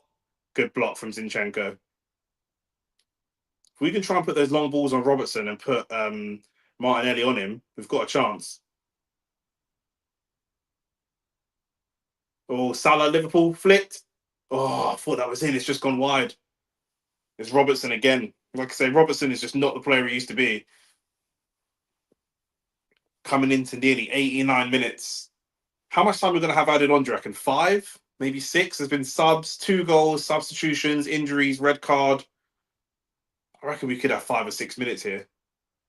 Robertson's got to get that on target. If Robertson gets that on target, it's a good shout for a goal.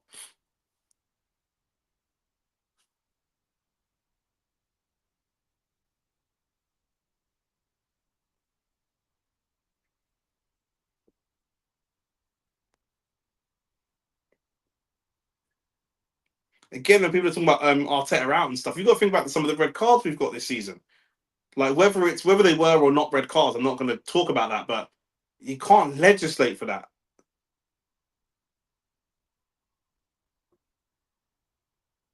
Rya's kick goes straight out for a throw. Skelly does really well. Partey, Erdegaard, release the ball. Zinchenko does really well again.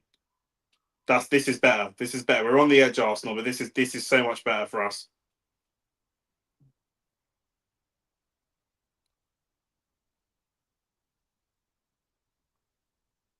It's a good few passes put together.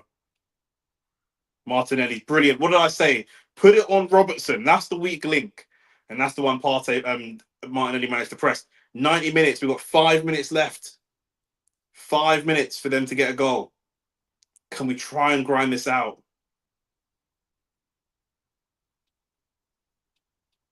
We've got all 10 men behind the ball. Obviously, we've got a red card.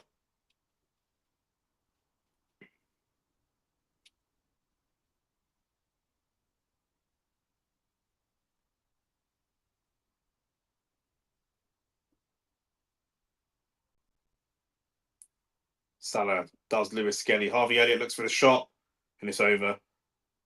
Come on, lads. Let's keep grinding it out. Nearly 1 minute down of the 5.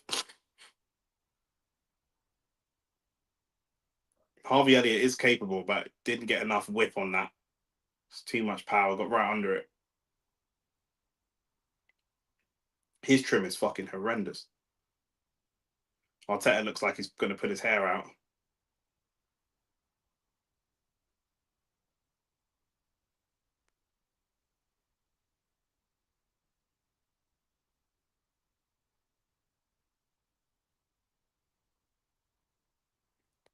Lovely header from Zinchenko just to flick it on. Konate's not really got it quite under control completely. Does well though to get it back to the keeper.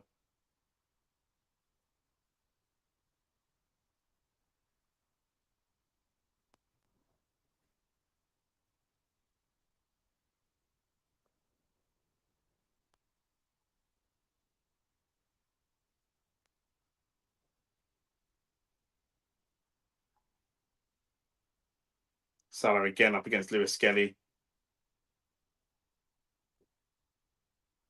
Don't let him get that shot away.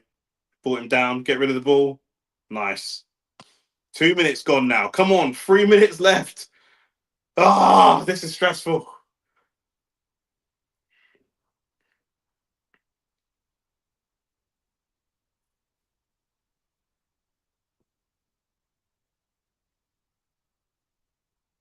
Everybody's got to dig deep. Trent is there. He's going to want a shot. Here he is now. Trent on the ball. And again, Salah. That's all they're going to do. Find Salah. Find Salah. Martinelli tries to get that ball away. Almost headed clear.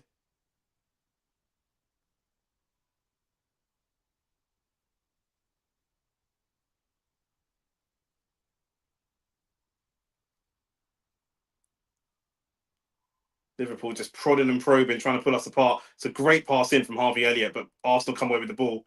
Do we just run it? Do we just run this ball? Tierney's got it. Played by Tierney. Just kill the clock. 3 minutes down. Come on, 2 minutes left.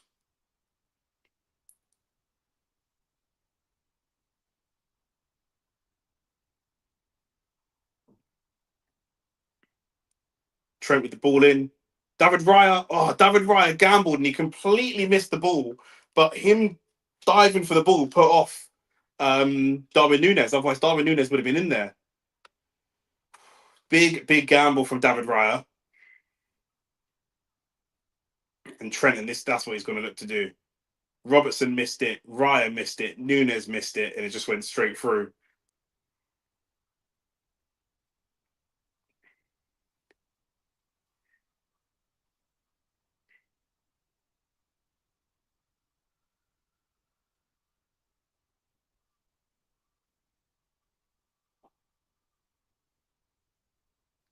Again, Raya's kick has gone straight out for a throw. Last minute now. We're into 94 minutes. Oh, we've won the ball back. Erdegaard's moving through. Zinchenko's overlapping. Erdegaard goes for the shot. And I think the keeper's just made the save. And Zinchenko's screaming for the ball. Probably should have passed it to Zinchenko. Zinchenko would have been free for a much easier finish. It's good to see Erdegaard shooting again, but for God's sake, there was someone free. 20 seconds left. Liverpool wasted no time. They've come straight forward again. Salah up against Tierney. Tierney gets the tackle. It's a corner. Last 10, 15 seconds. Come on, Arsenal. Just see this out.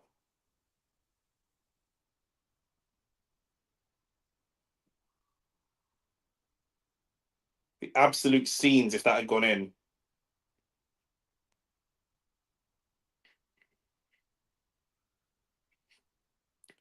McAllister with the free kick. This could be one of the last attacks of the game. This could be the last attack of the game. We're over 95.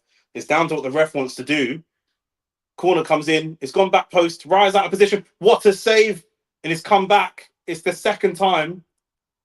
The flag's gone up. Raya made an unbelievable save. They've not given the goal. I'm not sure what for. I think the flag's gone up.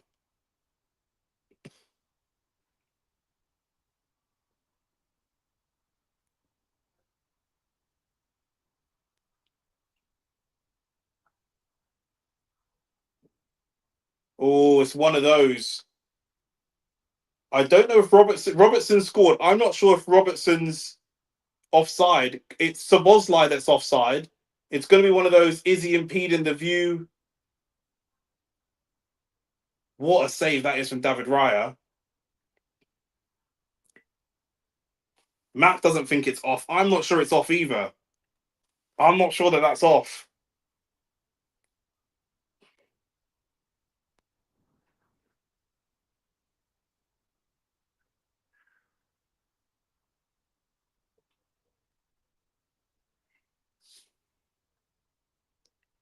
They fouled Lewis Skelly. We've got away with one. We've got away with one there. Liverpool fans are going to be screaming about that for years. We've got away with one. Blow the whistle, ref, surely. They've done it. Blowing the whistle. 2-2. We'll take that. We will take that.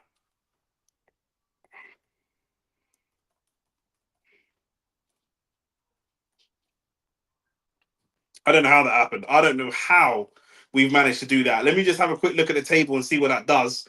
We're now on 68 points, 2 games left. We've got a small cushion. A small cushion. We've got 9 goals. We're 9 goals ahead of Manchester City. So even if Man City win and we lose, we'll be equal on points, but we'll be ahead of them. Newcastle will be ahead of us, though, and then we'll be going into the last game of the season for top 4, which is not really what we want. We need to be getting a win against Newcastle for top 4. If we get a win against Newcastle, then top 4 is pretty much solidified for us. Not entirely, but pretty much. If we get a win against Newcastle, we'll be on 71 points. If City win their game, they'll be on 68 points. Yeah, if we get a win against Newcastle, we'll have top 4 solidified. So what a game that was though. What a comeback as well, because like, Max said it, I said it as well. We both thought this could be 4-5-0. I was preparing and saying, listen, anyhow this game is 4-0, I'm turning off the stream. I'll turn off the stream. And in the end, I'll tell you how good we were in the second half. Uh, we had no shots on target, and that's what I was complaining about. By the end of the game, we had 15 shots, 7 on target. They had 14 and 5 on target. We had more possession, more passes, more of everything, and you wouldn't have thought that looking at the way the game went. Silly red card. Declan Rice is injured, and it's another stupid red card from another Arsenal midfielder. This time, Mikel Merino. So if Rice is still injured going into the next game, when is the next game? If Rice is still injured, we play. Okay, we've got a little bit of time, not till next week Sunday. So we've got a full week to recover. But if Rice is still injured and Mikel Merino is going to be out, it's going to be Partey, Erdegaard, and someone that, I don't know if someone's going to have to drop into that midfield. But again, we're just going to be light on the bench, very light on the bench. But going into the last 2 games of the season, it's still all to play for, because we could hypothetically not be winning, not be getting top 4. But yeah, we've massively got away with one there. The character that we showed, though, I will say, in the second half to come back was really impressive. So I'm very happy with that. We just didn't show up. We just had that small window of opportunity, that small window where they were just on top. They scored their 2 goals were 20 minutes Cody Gakpo, 21 minutes Luis Diaz. 10 minutes, 5 or 10 minutes when we just weren't at it, and they really capitalized and made all the difference. Then we scored in 47, then 70, and arguably their one, they literally did score and then it was chalked off because of the foul on Lewis Skelly. But we should have scored at the other end as well. We actually had opportunities to go and win it. I do think that Erdegaard should have gone wide. He should have squared that ball to Zinchenko. I don't know why he didn't. He went for the glory. I think he's probably thinking that's obvious and I can catch Alisson off guard and catch him out. He nearly caught him out earlier. And it was his shot that Alisson tipped onto the post that then led to the Mikel Merino equaliser. But fine margins, man. Going into the last 2 games of the season, it's still all to play for. Liverpool got their guard of honour. That the title's done. That's all wrapped up. But we're still fighting for top 4. We're still fighting for our lives. And we should never be in this position. We should never ever be in this position. But this is where we are. We're fighting for our lives now. We roll on to next week, and I'll see you, man, there next week. We are covering Johnny Fisher versus Dave Allen live, and we're probably going to be covering the football as well. So make sure that you're here. We're going to be covering everything. We've got the podcast coming out as well next week. So enough things going on Only Fact Sports. You know what it is. Thank you for everyone that locked in, commented, subscribe to the channel, put a like on the video on the way out. You know what it is, and I'll see you guys on the next one. Peace.